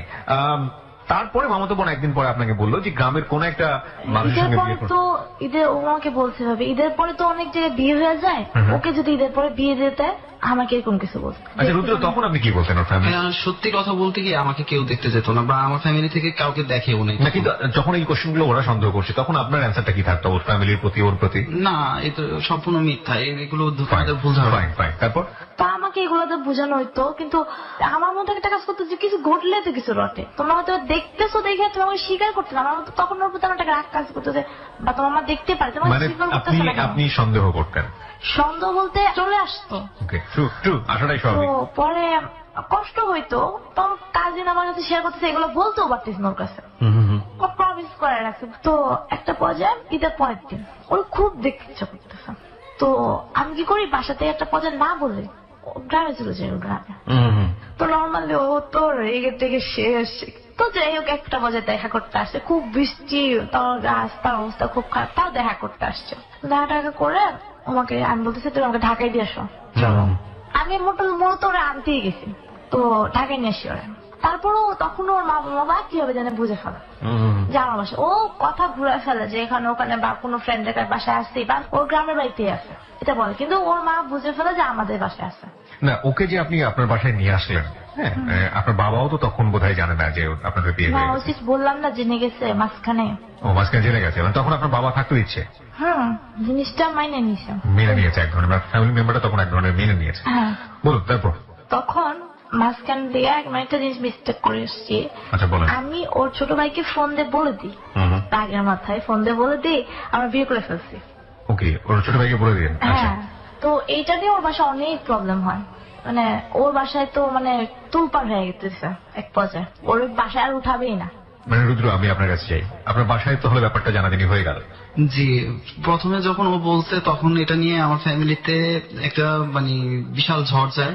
আমি এমনও দিন গেছে বাসায় থাকতে পারি না, কিন্তু আপনাকে তো ফার্স্ট জিজ্ঞেস করার কথা আমার ফ্যামিলি মেম্বাররা যে আমাকে রেহান যা বলছে বা আপনার ছোট ভাই যেটা বলছে এটা সত্য কিনা। আমি অস্বীকার করছি, আমি তাদের কাছে স্বীকার করিনি। কেন করেননি? কারণ হচ্ছে ওই অবস্থাতে তাদের কাছে স্বীকার করলে এখানে আরো বেশি কথা শুনতে হবে। শুধু কথা শোনার জন্য আপনি স্বীকার করবেন? না না না, কথা শোনাটা ফ্যাক্ট ছিল না, মানে আমার কাছে ছিল আমার সময়টার দরকার, একটা সঠিক সময় দরকার। এবং হচ্ছে ভাবতো যে এখন যদি আমি মরে নিয়ে বের হয়ে যাই, একটা কোনো একটা ডিসিশন নিলে আমি কি করে খাওয়াবো, আমার মধ্যে এই জিনিসটা কাজ করতো। মানে আমি জাস্ট সময় চাইতাম যে ও ইন্টার ফার্স্ট ইয়ারে পরে, না সে সময় তো আপনি বোধহয় একটা জবও করতেন বোধহয় ছোটখাটো, মানে জাস্ট স্টার্ট করছি। আমি ওরে বলতাম যে আমার মনে হয় আর বেশি দিন লাগবে না, আমি ওভারকাম করতে পারবো, বা আমার মধ্যে একটা এক ধরনের প্ল্যান ছিল। আসলে সত্যি কথা বলতে কি, আমি আজকে শেয়ার করে ওর কাছে, আমার মা কিন্তু আজকে মাঝরাতে চলে যাবে। আমার মা মূলত হচ্ছে, আমি চাইছিলাম যে তারা চলে গেলে দেন লাইফটা আমার, আমি যদি তারা চলে যাওয়ার পর একটা ডিসিশন বলতাম তখন তারা কিন্তু বাধ্য হইতো মেনে নিতে। এখানে আপনাকে একটু থামাই এবং লিসনারদের সবাইকে একটু নোট করছি, রিলেশনশিপের এই যে অবস্থা আপনারা দেখছেন, ফ্যামিলি জায়গা থেকে কমপ্লেক্সিটি এখানেই থেমে থাকেনি, এবং এটা শেষ পর্যন্ত কোথায় গিয়ে দাঁড়িয়েছে, এটা যে কত বড় ঝড় পাকিয়েছে পুরো সমস্ত জায়গাটা থেকে। এবং আরেকটা ইনফরমেশন আমরা পেলাম যে আজকে মাঝরাতে ওর ফ্যামিলি চলে যাচ্ছে। This is a very good information, যেটা পরবর্তীতে আমাদের স্টোরি ক্ষেত্রে কাজে লাগবে। আমরা ছোট্ট একটা বিরতি নিতে চাই প্রিয় শ্রোতা, মাত্র 4 মিনিটের বিজ্ঞাপন বিরতি। 4 মিনিট পরে আমরা আবারও ফিরে আসবো ক্লোজ আপ প্রেজেন্স হ্যালো 8920-তে। আপনারা যদি এদেরকে দেখতে চান চলে আসতে পারেন আমাদের ফেসবুক পেজে। আমাদের ফেসবুকের ঠিকানা www.facebook.com/hello8920। আরো একবার বলছি www.facebook.com/hello8920। ফিরে আসছি মাত্র 4 মিনিট পর। 4 মিনিট পর আরো একবার ওয়েলকাম করছি প্রিয় শ্রোতা, আপনারা সবাই শুনছেন close up presence hello 8920 ABC radio FM 9.2 এ। আমি আরজি কিবরিয়া রয়েছে আপনার সঙ্গে, এবং আজকে এখানে রুদ্র ও মেঘলা রয়েছে তাদের জীবনের গল্প নিয়ে। মেঘলার কাছে আমি আবারও ফিরছি, যারা স্টোরি বলতে চান তাদের মতো আপনারা আমাদের সঙ্গে যোগাযোগ করবেন। আমাদের ফোন নাম্বারটি হচ্ছে 09613892892।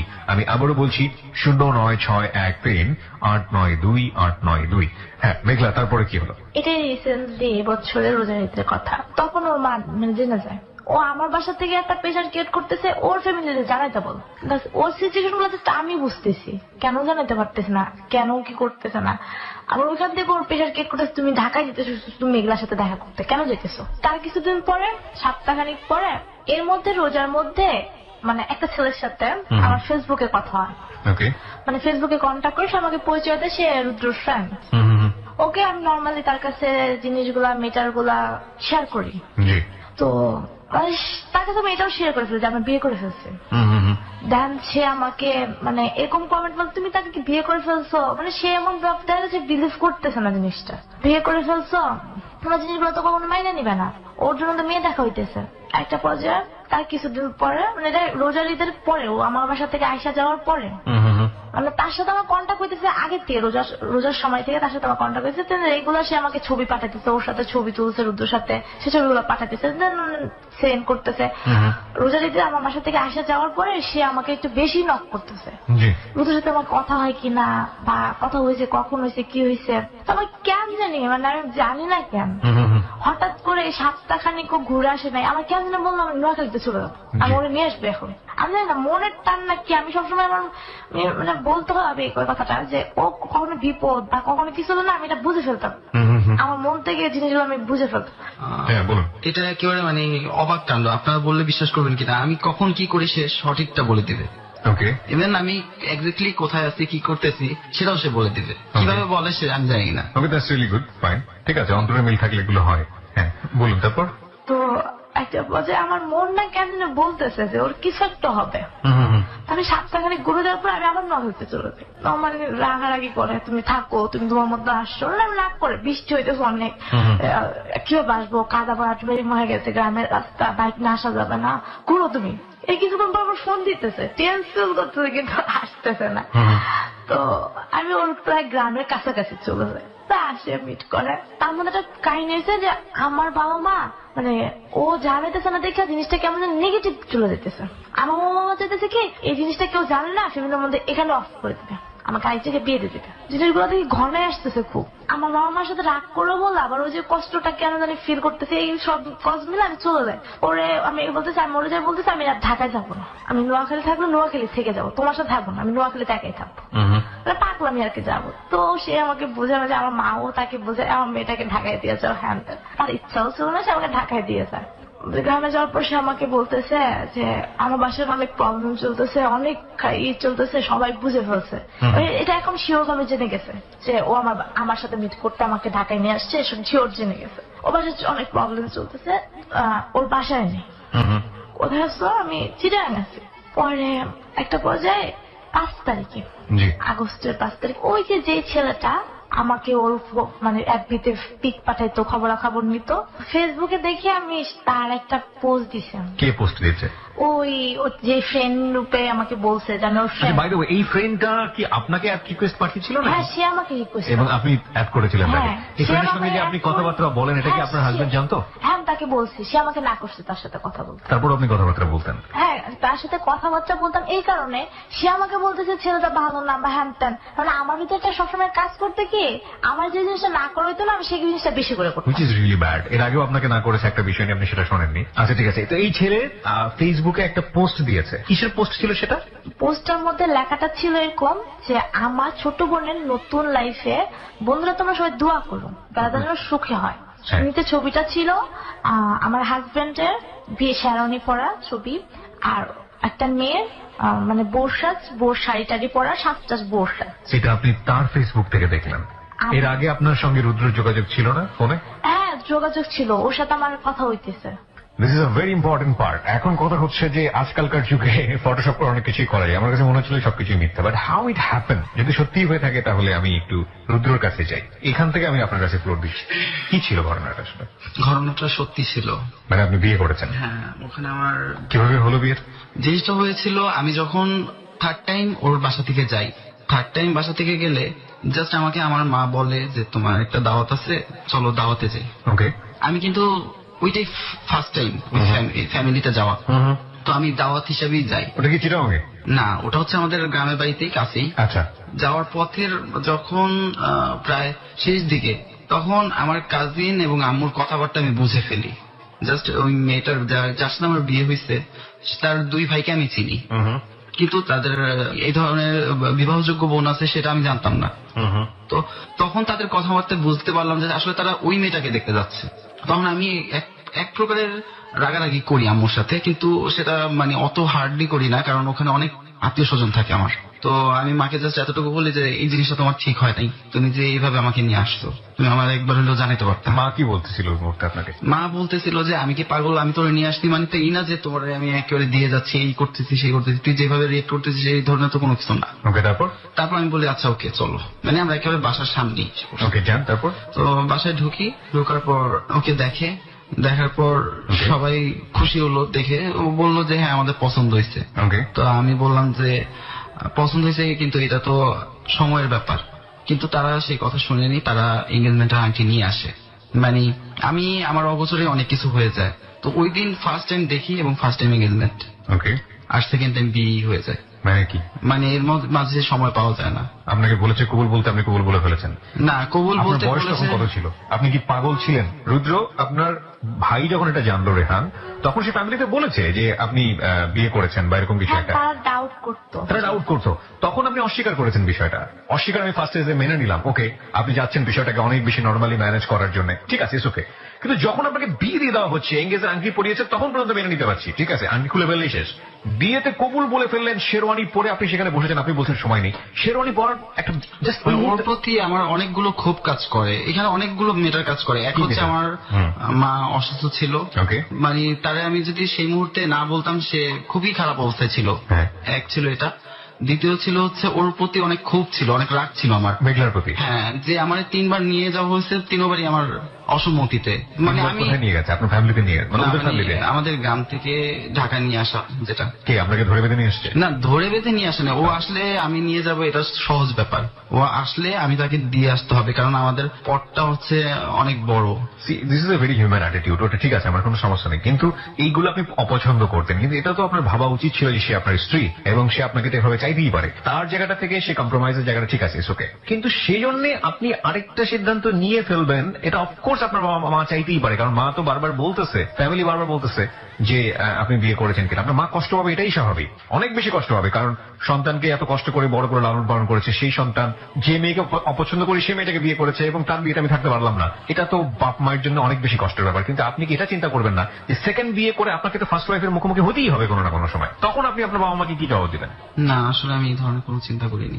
This is called story, this is called really story. এটা আসলে এই ভুলটাকে এদের করে দেখার কিছু নেই, এই ভুলটা আমাদের সমাজে অহরহ হচ্ছে, এবং এই ভুলটা আসলে কি করতে পারে মানে পরিবার এবং সন্তানদের জন্য।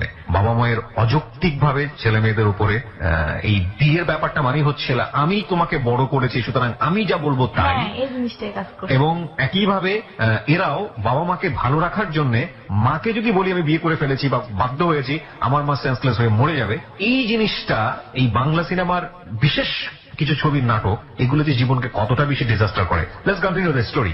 আপনি স্বীকার করেন না নাই করেন, এটা আপনার জন্য বিশাল বড় ভুল ছিল, ওকে। তারপর কি হলো? তো আপনি ওকে কি করলেন? আমি ওকে ফোন দিই 5 তারিখে, ফোন দিতেছি, সে আমার ফোন ধরতেছে না। আমি তার ফ্রেন্ডকে ফোন দিই, তার গ্রামের ফ্রেন্ড। আমি কান্না করতেছি, আমি ফার্স্ট টাইম আমার ফ্যামিলি মেম্বারকে জানাতে চাই, আমার এক ফ্রেন্ড এসে আমার ফ্যামিলি মেম্বারকে জানাইতে, আমার বেস্ট ফ্রেন্ড। তো জানার পর আমি কান্না করতেছি, আমার বাসায় তো তুলপাড় শুরু হয়ে গেছে, আমি কান্না করতেছি। আমি সবাইকে ফোন দিতেছি, ওর ফ্রেন্ডকে ফোন দিছি, বলতেছি মেঘলা তুমি যেটা বুঝতে পারছো আমি বুঝতেছি, দেখো ও সিচুয়েশনের শিকার, ওরা আসলে জোর জবস্তি বললো, হাসিটা বললো, সেটা শিকারও আমি বুঝতেছি। তো আমার ফ্যামিলি মেম্বার থেকে মানে পারতেছে না যে ওরা খায়া ফেলতে, এক্ষুনি আমার সামনে পেলে এখন খায়া ফেলতে, দূরে দেখে কিছু করতে পারতেছে না। তো আমি অনেক রিকোয়েস্ট করলাম যে আমি ওর জীবনে ফোন দিব না, আপনি জাস্ট ওর একটা আমার ফোন দেন, আমি জাস্ট ওর সাথে একটু কথা বলবো। তো লাস্ট পর্যন্ত তার সাথে আমাকে কথা বলাতে তাকে আমি একটা কথা বলি যে তুমি যা করছো খুব ভালো করছো।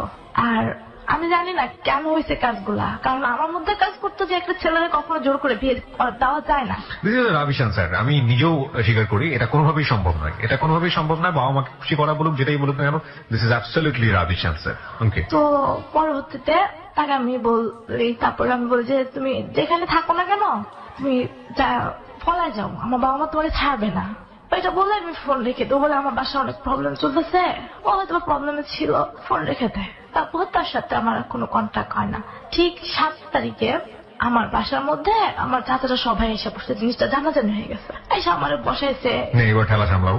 তো আমার বলতেছে এখন কি করবা, এর মধ্যে ওর কন্ট্যাক্ট নাম্বার গুলো অফ করে ফেলছে, ওর সাথে আমার যোগাযোগ হইতেছে না। তো আমার মনে একটা পর্যায়ে আমার বিশ্বাসটা কাজ করতেছে, যে আমার এত লাভ করতো, তার সাথে আমার 3 তারিখও কথা হলো, এমন কথা হলো যে সে আমাকে বলতেছে যে মেঘলান তোমাকে লাইফে কিচ্ছু দিতে পারি নাই। সে কান্না করতেছে, মানে বরাবর কান্না করে যেতেছে, কান্না করে বলতেছে মেঘলান তোমার লাইফে কিছু দিতে পারি নাই, তোমার আমি বোর মজাতে দিতে পারতেছি না, হ্যাঁ না তেন না, তুমি অনেক ভালোভাবে পড়ালেখা করো, তোমার লাইফ অনেক বড় হতে হবে।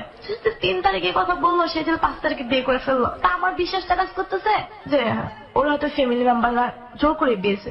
ও আমাকে লাস্ট কথায় বলছে যে আমি তোমার কাছে ফিরে আসবো ওই বিয়ের দিন 5 তারিখে। তো আমার ফ্যামিলি মেম্বারের সাথে আমি বরাবর মানে ঝগড়া যুদ্ধ যেটাই বলে সেটা করে আমি বাসা থেকে বের হয়েছে।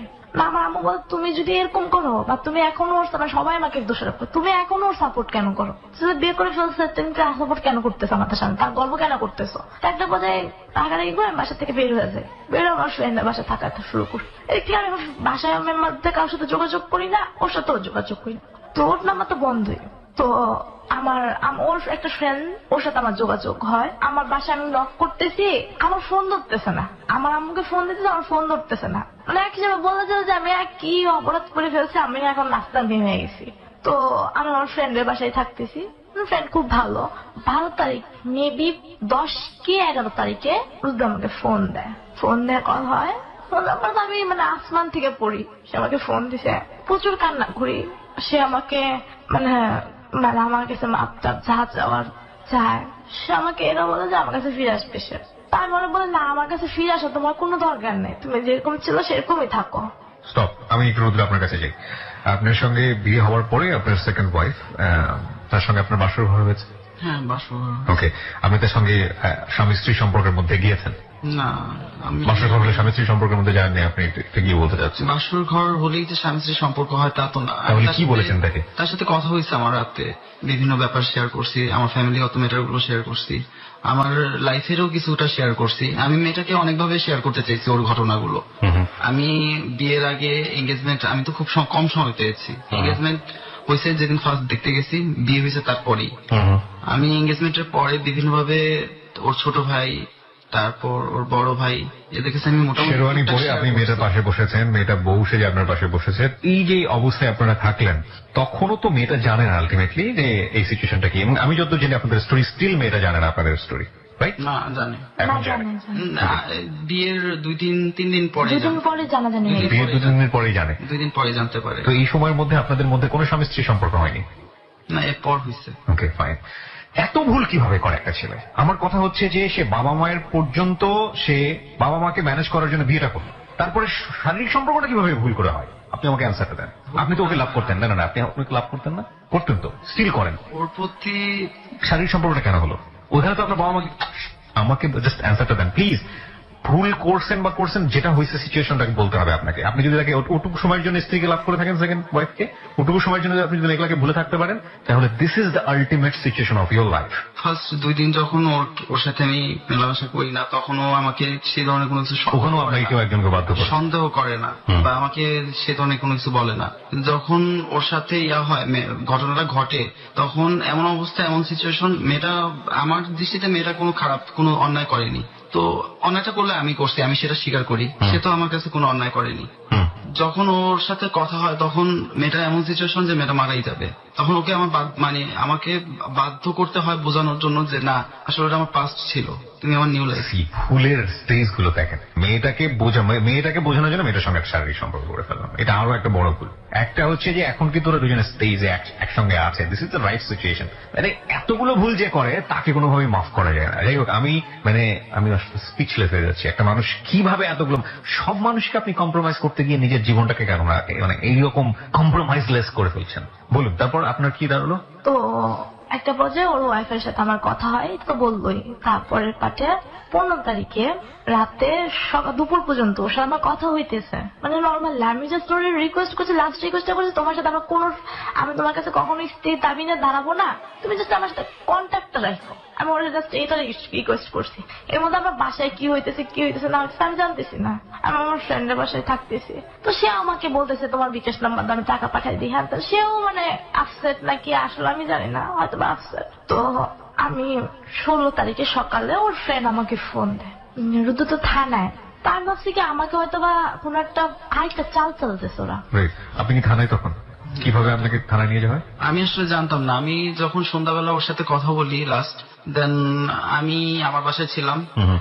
আপনি যেভাবে ভাবতেছেন আমার ওয়াইফের সাথে ওই ধরনের সম্পর্ক, আসলে ওই ধরনের সম্পর্ক ছিল না। ওই দিনই হয়তো বা আমাদের মধ্যে একটা ইয়া ছিল, বাট তারপরে আমি আমার বাসায় চলে আসছি। মানে আমি পারতেছি না ওইখানে থাকতে, পারতেছি না এখানে থাকতে, আমার সিচুয়েশনটা এরকম। তো যখন আমি আমার বাসায় থাকি তখন ওর সাথে আমার রেগুলার মোটামুটি কথা হয়। যেদিন লাস্ট কথা হয় সেদিন রাতের বেলা আমি যখন আমার ঘরে থাকি, হঠাৎ করে পুলিশ আসে। পুলিশ এসে আমাকে ওয়ারেন্ট দেখায়, আমার নাম লেখা। আপনাকে ওয়ারেন্টে কি বলা হয়? আপনাকে যখন অ্যারেস্ট করে তখন কি বলা হয়? যৌতুক মামলার বলতেছে আমাকে আসামি। যৌতুক মামলার আসামি বলে আপনাকে? হ্যাঁ, এবং বলে যে আপনার নামে মামলা ছিল, আপনার ওয়ারেন্ট বেরিয়েছে। তা আমি বলি যে যৌতুক মামলাটা কে করেছে? আপনি করেছেন, মানে আপনার নাম দিয়ে করা হয়েছে। বাট আপনি জানলেন, আপনি তখনও জানেন না যে ওকে অ্যারেস্ট করা হয়েছে। মামলাটা কে করেছে? মামলাটা করেছে আমার আব্বু। মামলাটা করেছে আপনার আব্বু আম্মু, এবং আপনাকে না জানিয়ে করেছে। তখন আপনি আপনার ফ্রেন্ডের বাসাতে ছিলেন? হ্যাঁ, আমি আমার ফ্রেন্ডের বাসায়। আপনি এসে জানতে পারলেন যে ওকে অ্যারেস্ট করা হয়েছে? না, এসে না, আমি আমার ফ্রেন্ডের বাসায়। ওই অবস্থায় জানতে পারলেন? ওর ফ্রেন্ড, রুদ্র ফ্রেন্ডই আমাকে ফোন দেয়, বলছে রুদ্র থানা। ওকে, তারপর আপনি কি করলেন? পরে যখন বুঝলাম যে জিনিসটা হয়তো বা সত্য, আমি বাসায় চলে আসি। বাসায় আসার পরে পরবর্তীতে আম্মুকে জিজ্ঞেস করলাম, হ্যাঁ মামলা হয়ে গেছে। কিভাবে মামলা করলো? আমাকে ছাড়া। আমার ধারণা আমি আমার ফ্রেন্ডের বাসায় চলে গেছি এই কারণে যে আমাকে ছাড়া মামলা হবে না। পরবর্তীতে আমি বলিবে আমাকে ছাড়া মামলা কিভাবে করলাম, কাজকে টাকা থাকলে সব হয়। তা আমি তো বরাবর কান্না করতেছি, কেন মামলা দিলা? ও যা অপরাধ করছে। আমি কান্না করতেছি, আমি মামলা ছুটাই ফেলবো। আমি রাগারাগি করছি, ঘরের জিনিসপত্র ভেঙে ফেলছি, আমি মামলা ছুটাই ফেলবো। তোর মামলা ছুটার সুযোগ দিলে না, তুই মামলা ছুটাবি। আমাকে বরাবর ঘরের মধ্যে বন্দি করে রাখা। Stupid thing. আপনারা এত স্টুপিড কেন হন? এই যে প্যারেন্ট যারা আছেন, অভিভাবক যারা আছেন, ওর বাবা আমাকে বলছি না, যারা এরকম ভুল করেন তাদেরকে একটু মানে সম্মানের সাথেই বলতে চাই, মানে এত স্টুপিডিটি কি নিজেদের বাচ্চাদেরকে নিয়ে না করলেই কি নয়? বিয়েটা কি এতটাই হেলা ফেলা জিনিস যে একটা কিছু দেখলাম রাতের বেলা সঙ্গে সঙ্গে বিয়ে দিয়ে দিব? আর মামলাটাও কি এত বড় একটা জিনিস যে এরকম কিছু করেছে ফেস টু ফেস মিট না করে, প্যারেন্টসটা মিট না করে মামলা দিয়ে দিব? ইভেন ওর বাবা মাকেও যদি বলি, ছেলে কি চাচ্ছে সেটাকে প্রাধান্য দিয়ে মানে জোর করে আরেকজনের সাথে বিয়ে দিলেই সংসার সুখী হয়ে যাবে। নিজের সন্তান বড় করেছি বলে যাচ্ছে তাই করবো তাদেরকে নিয়ে। Stupid thing. বলুন। তো পরবর্তীতে আমাকে এক পর্যায়ে মানে এখান থেকে আমি কারোর সাথে কন্ট্যাক্ট করতে পারতেছি না। ওদের ফ্যামিলি মেম্বার আমার ফোন নিয়ে নিতেছে। দিনের বেলা আমার ফোন নেই, রাতের বেলা যদি আমি চুরি করে একটু নিয়ে আসি, তাও মনে করো হয়তো ওর ফ্যামিলি মেম্বার ঘুমায় যেতেছে, রুদ্র ফ্যামিলি। আমি কারোর সাথে কন্ট্যাক্ট করতে পারতেছি না। এবং আমার বাসায় আমার কোচিং টোচিং টোটালি বন্ধ। সপ্তাহে একদিন যেতেছে, আমাকে কলেজের দারোয়ানকে বলে আসতেছে ও কলেজ বাস ঢুকবে, আবার কলেজ বাসে বেরোবে। বুঝতে পারছি, বাসার সিচুয়েশন এরকমই হয়। আমি রুদ্র আপনার কাছে যাচ্ছি, একটা জিনিস আমাকে বলেন। আপনার ওয়াইফ তো সেকেন্ড ওয়াইফ 2 দিন বা 3 দিন পরে ওর সাথে কথা বলে ওর পুরো ব্যাপারটা জানলো, তার রিয়াকশন কি ছিল? তার রিয়াকশন ছিল ফার্স্ট টাইম সে মেনে নিতে পারে না। তা আমি তারে বুঝাই, এটা সত্যি কথা যে আমি তারে বিভিন্ন আশ্বাস দিয়ে বুঝাই। আমি বলি যে দেখো আমার লাভ ছিল, বাট বিয়ে ব্যাপারটা অস্বীকার করি, বিয়ে ব্যাপারটা স্বীকার করি না। বিকজ আমার মনের মধ্যে একটা ভয় কাজ করে যে আমি কি করলাম হুট করে। এখন আমি যদি এদিকে যাই এদিকে সমস্যা, এদিকে যাই এদিকে সমস্যা। তো আমি জাস্ট আমার থিং ছিল আমি এখানে আসি, আমি আপাতত এই ব্যাপারটা সামলাই, দেন আমি ওর সাথে বসে মিট করে ব্যাপারটা আমি সামলাবো, বা আমার যারা ফ্রেন্ড সার্কেল আছে আমি তাদের সাথে আলোচনা করবো ব্যাপারটা নিয়ে। আমি সেই সুযোগটার অপেক্ষায় ছিলাম। তো আমি ওরে জাস্ট আশ্বাস দিই যে দেখো আমার পাস্ট ছিল লাইফে, ওরা আমি অনেক ভালোবাসতাম। এইরকম ঘটনা ঘটলে তার ফ্যামিলি মেম্বার এগুলো খাটিয়ে দেখবে? হ্যাঁ, তারা অনেকেই জানতো, তারা এই ব্যাপারটা অনেকেই জানতো। জানতো মানে জানতো। ও পরবর্তীতে যখন ওই যে মেয়ে যে মেয়ের বিয়ে করছে, সেই মেয়েটার ভাইটা, ওই যে ভাইটা তো আমার ফার্স্ট টাইম থেকে জানতো ওর সাথে আমার বিয়ে হয়ে গেছে ফেসবুকের মাধ্যমে। তো সেই ক্ষেত্রে তো সে জানে। তো আমার কোশ্চেনটা আমার মানে বিবেকের মধ্যে কাজ করে, যে মেয়ের ভাই আমার বড় ভাই যদি জানে ছেলেটা ম্যারিড, তো আমি কেন বিয়ে দিব? আমি আমার ছোট বোনকে কেন বিয়ে দেবো একটা ম্যারিড ছেলের কাছে? অনেক জটিলতা। কিন্তু আপনার কথা হচ্ছে আপনি মহিলাটাকে আপনার সেকেন্ড ওয়াইফকে বোঝালেন যে আপনি আসলে বিয়ে করেননি। না, তার সাথে তখন আমার একবার relation মনে ছিল হয় এবং আমি তাকে লাভ করতাম, এটা বলছি, এটা স্বীকার করছি যে তাকে আমি লাভ করতাম অনেক। আর আপনার হাজবেন্ড আপনাকে এটা বুঝিয়েছে যে আপনি পরিস্থিতির শিকার, সঙ্গে সঙ্গে আপনি তাকে মেনে নিয়েছেন। আমি তাকে মেনে নিছি বলতে আমি তাকে বলছি তুমি তোমার মতো যদি এভাবে হ্যাপি থাকতে চাও, আমি কষ্ট পেয়েছি তাহলে আমি বকতেছি, কিন্তু আমি তাকে বললাম তুমি ওর মতো যে হ্যাপি থাকতে চাও তুমি থাকো তোমার মতো। জীবনটা আসলে এত সোজা। ওকে, আমরা শেষ পার্টে ফিরে আসবো শ্রোতা, কিন্তু শেষ পার্টটা আসলে স্টোরি অফ দ্য ডে, মানে এটাই হচ্ছে আসল স্টোরি। আমরা খুব অল্প সময়ের জন্য ফিরবো। পরিস্থিতি আসলে শেষ পর্যন্ত কি হয়েছে এটা আপনি চিন্তা করতে পারবেন না। ও কিন্তু জেলে তখন। হ্যাঁ, আমরা এই গল্পে এই জায়গাটাতে ছিলাম। আমরা ফিরে আসতে চাই ছোট্ট একটা বিরতির পর, মাত্র 5 মিনিটের বিরতি। এদেরকে এই কাপলকে যদি আপনি দেখতে চান চলে আসতে পারেন আমাদের ফেসবুক পেজে। আমাদের ফেসবুকের ঠিকানা হচ্ছে www.facebook.com/hello8920। আরো একবার বলছি www.facebook.com/hello8920। এখানে চাইলে আপনার স্টোরিও লিখে আমাকে পাঠাতে পারেন আমার ইনবক্সে। অবশ্যই আপনার সেল নাম্বারটা দিতে ভুল করবেন না। আর এই পেজটিতে যাওয়ার পরে লাইক দিয়ে দিলে আপনি আমার যে অনুষ্ঠানগুলো আছে রেডিওতে প্রত্যেকটি অনুষ্ঠানে অংশগ্রহণ করা থেকে শুরু করে আমার সঙ্গে সরাসরি কানেক্ট থাকতে পারবেন। ফিরে আসছি ঠিক 5 মিনিট পর। 5 মিনিট পর প্রিয় শ্রোতা আমরা আবারও ফিরে এসেছি ক্লোজ আপ প্রেজেন্স হ্যালো 8920-তে। আমি আর জি কিবলি আপনার সঙ্গে রয়েছি এবং আজকে এখানে মেঘলা ও রুদ্র রয়েছে তাদের জীবনের গল্প নিয়ে। বিভৎস ভয়ানক এক গল্প, এবং সেই গল্পের শেষটা আমরা জানি না। এখন যে জায়গাটায় দাঁড়িয়ে আছি সেই জায়গাটাতে আমরা আবারও ফিরতে চাই। মেঘলা, বিয়েটা হলো কত তারিখে রুদ্রর? আগস্টের 5 তারিখে। আগস্টের 5 তারিখে। ডেটটা ঠিক আছে রুদ্র? হ্যাঁ, ঠিক আছে, ওকে। আগস্টের 5 তারিখ মানে আমাদের সেপ্টেম্বর, অক্টোবর, নভেম্বর, মাত্র 3 মাস আগে বিয়ে হয়েছে। এই 3 মাসের পরিস্থিতিটা কি? ও তো এখন জেল থেকে ছাড়া পেয়েছে, আমরা সেই জন্য স্টুডিওতে। ও জেল খাটলো ও কতদিন? জেলে ছিল 1 মাস 3 দিন। এর মধ্যে আমি অনেকবার ট্রাই করছি ওকে জামিন করায় ফেলবো। নিজে থেকে ট্রাই করেছে? আমি নিজে থেকে ট্রাই করলে তার সাথে পলায় চলে যাবো। আচ্ছা, পলায় চলে ওরা জামিন করে দিব না। আমার খুব কষ্ট হতো জিনিসগুলো, যে ওর জিনিসগুলো আমি সব জানতাম। ও মানে কিছু কিছু জিনিস আসলে ও সহ্য করতে। নাও টেল মি, আপনার মা যখন আপনি জেলে গেলেন উনি তো আপনাকে চেয়েছিল অনেক বেশি সুখী করতে, নিজেরা সুখী করতে। ওনার অবস্থা কি? আমার মায়ের শারীরিক অবস্থা খুব খারাপ ছিল, স্ট্রোক করছিল একবার। তো আপনি এটা জানতেন না যে দুটো বিয়ে করলে আপনার জেল হতে পারে, তখন আপনার মা স্ট্রোক করতে পারে? আসলে ওদের সাথে আমার সে ধরনের কোনো কমিটমেন্ট ছিল না। তারা আমার বরাবরই বিভিন্ন ধরনের আশ্বাস দিয়ে আসছিল। কে? ওর মা এবং ও। মেঘলার মা এবং শেষ শুরু ফ্লোর দেন। ওর প্রতি আমার টোটালি কনফিডেন্স ছিল যে আমি কোন একটা অন্যায় করলে বা কোন একটা ভুল করলেও সেটা যে ভুল হইতেছে বা সেটা যে কি কারণে হচ্ছে সেটা ও বুঝতে পারবে। আমার ধারণা ছিল এরকম।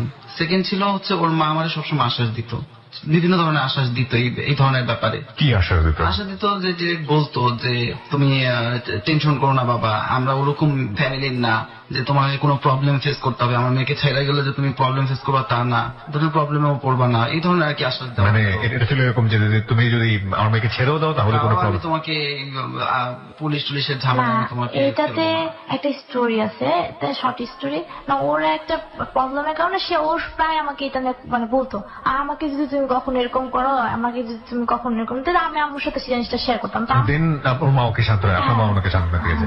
সো দ্যাটস ওয়াই আপনি চিন্তাই করেননি যে আপনার সময় বলতো না যে তুমি আমাকে ছেড়ে চলে গেলে আমরা এগুলো করবো না। ও বলতো আমরা সেরকম ফ্যামিলির মেয়ে না। সবাই বলে, কিন্তু আলটিমেটলি শেষ পর্যন্ত তাই হয়। যাই হোক, তো আপনি ছাড়ানোর চেষ্টা করতেন? হ্যাঁ, ছাড়ানোর চেষ্টা করতাম। তো আমি যেভাবে পারতাম ওদের মানে প্রতিটা দিন আমি ওদের কারো না কারোর সাথে কন্ট্যাক্ট করতাম। রুদ্রকে দেখতে গেছো রাতের বেলা, দিনের বেলা আমি পারতাম না। আমাকে কোর্টে নিয়ে যে যাওয়া হইতো, সিএনজির মধ্যে এক পাশে আমার আব্বু, এক পাশে আমার আঙ্কেল, মাঝখানে আমাকে বসায় নিয়ে দিত। ওদের ধারণা আমি বেগে চলে যাবো। তো তবু আমি অনেক ট্রাই করছি। আচ্ছা, 1.5 মাস পরে আপনি কিভাবে বের হলেন? আমি যখন জেলে থাকি তখন আমাকে বিভিন্নভাবে ইনফরমেশন দেওয়া হতো যে ওরা আমাকে আরো আটকে রাখতে চায়, আরো আটকে রাখতে চায়। জামিনটা কি ও করেছে নাকি আপনি করেছেন? না, জামিনের যে কাগজটা আমার কাছে আসে সেটার মধ্যে ও ছিল না, সেটা করায় আমার দুলাভাই।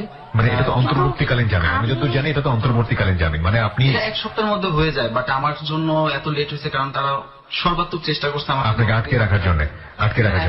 আচ্ছা, আপনি এই যে আপনাকে যখন জেলে দেওয়া হলো, আপনার সেকেন্ড ওয়াইফ তখন কি করেছে? সবাই তো ওকে দোষারোপ করছে। দোষারোপ না, আপনার সঙ্গে দেখা করেছে জেলে গিয়ে? আমি মানা করে দিয়ে। আপনি মানা করে দিয়েছেন। তারপরে ওই পরিবার থেকে আপনার মার সঙ্গে কি ব্যবহার করা হয়েছে? সেকেন্ড ওয়াইফের পরিবার থেকে না, কোনো খারাপ বিহেভ করে না। তারা বরং হেল্প করছে।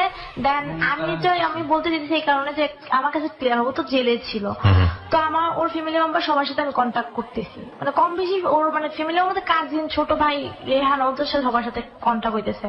লাস্ট পর্যায়ে ওর ছোট ভাই আমাকে ফোন দিয়ে বলে, দেখো আর কত চালাবা, আমার মা স্ট্রোক করছে আর রুদ্র অনেক অসুস্থ, ও জেলখানে হসপিটালে ভর্তি। এই কথাটা শুনে আমার খুব কষ্ট লাগে। আমি তার সাথে কথা বলে ফোন রেখে দিই অনেকদিন, ওর মানে লাস্ট যেদিন জামিন হয়েছে তার আগের দিন। তো আমার মধ্যে একটা জিনিস কাজ করে যে সবারই তো মা আছে, এখন আমার মধ্যে কাজ করে যে ওর মা যদি আল্লাহ না করুক যদি স্ট্রোক করে মারা যায়, তখন তো একটা আফসোস থাকে। কার ভুলের জন্য মারা যাবে? ভুলের জন্য, কাজ ভুলের জন্য, ওর অবশ্যই রুদ্র ভুলের জন্য মারা যাবে। কিন্তু আমার ভিতরে কাজ করতেছে যদি মারা যায় তাহলে তো একটা থাকবে যে তার ছেলেকে সে দেখে না দেখে মারা গেল, আমাকে সারা মামা বুঝতে পারছে, আমাকে সারা জীবন হয়তো বা একটা কি সেন্টিমেন্ট, চারপাশে শুধু সেন্টিমেন্ট আর ইমোশন, বাট লজিকের ধারে পাশে কেউ নেই। আপনি কিছু বলতে চাচ্ছিলেন রুদ্র, বলেন। মানে জামিনের ব্যাপারে যে কথাগুলো বলতেছে আমি আসলে সেভাবে শুনিনি। আমার জামিনটা নেওয়া হয় হচ্ছে বার সভাপতির মাধ্যমে। বাই দ্য ওয়ে, আমি শুধু একটা জিনিস ক্লিয়ার হতে চেয়েছিলাম, আমি ক্লিয়ার রাইট নাও, যে আপনি যেটা জানেন যে আপনি জামিনটা আপনার ফ্যামিলি মেম্বাররা করেছে, আর ও যেটা বলতে চাচ্ছে সামহাও ও কোনো না কোনো ভাবে আমি হেল্প করছে বলতে, ও বলতেছে বার সভাপতি করেছে, কিন্তু আমাদের লয়ার কেউ জানে না, খালি মাঠে আপনার অন্তর্বর্তীকালীন জামিন আছে, রাইট? হ্যাঁ। আপনি এখন পর্যন্ত আপনার জায়গা থেকে মামলা ডিসমিস করেননি। আপনি এত ভালোবাসা দেখাচ্ছেন, এখন পর্যন্ত মামলা ডিসমিস করেননি কেন? মামলা ডিসমিস করে ফেলছি। আজকে আপনি মামলা ডিসমিস করেছেন, পরিবারের সম্মতিতে মামলা ডিসমিস করেছেন? না, পরিবারের সম্মতি নিয়ে করেননি। কারণ আমার পরিবার এটা জানে যে আপনি মামলা ডিসমিস করে এখানে এসেছেন। হ্যাঁ, এটার জন্য আজকে অনেক প্রবলেম হয়েছে। আজকে মামলাটা ডিসমিস হয়েছে। ডিসমিস বলতে মানে সবাই জেনে গেছে যে আমি ডিসমিস করার জন্য আমি কোর্টে বলেও ফেলছি আমি মামলা প্রত্যাহার করে ফেলবো। ওর এখন স্থায়ী জামিন হয়ে গেছে। স্থায়ী জামিন হয়ে গেছে, এটা কি সত্য রুদ্র? হ্যাঁ, স্থায়ী জামিনে আছেন। আপনার সেকেন্ড ওয়াইফ স্টিল আপনার সঙ্গে আছে? আছে আপনার সঙ্গে। সে কি চাচ্ছে? এই ঘটনাটা আজকে ঘটছে, তারপর থেকে আমি এখন পর্যন্ত তার সাথে যোগাযোগ করেননি। আপনার এই যে বের হওয়া অন্তর্বর্তীকালীন জামিনের সময়টাতে, এই সময়টাতে আপনার ওয়াইফের সঙ্গে আপনার যোগাযোগ ছিল, সেকেন্ড ওয়াইফের সঙ্গে? সে কি চাইতো? সে সবসময় চাইতো যে বিভিন্নভাবে বোঝাতো, মানে আলটিমেটলি কি সে সংসার করতে যাচ্ছে আপনার সঙ্গে? সংসার করতে চাচ্ছে অ্যাজ এ সেকেন্ড ওয়াইফ হিসেবে, নাকি ওকে ডিভোর্স দিতে বলছে? Clear cut answer. হ্যাঁ, ডিভোর্স দিতে বলতেছে। ওর কাছ থেকে শুনতে চাই আমি। ডিভোর্স দিতে বলছেন? বলেন, আপনি বলেন। ডিভোর্স দিতে বলছে? ওকে, ডিভোর্স দিতে বলছে। ডিভোর্স দিতে বলছে, এই অবস্থায় ও এখনো কিছু করেনি, আপনি ওকে জামিন করে নিয়ে আসলেন, কেন করলেন?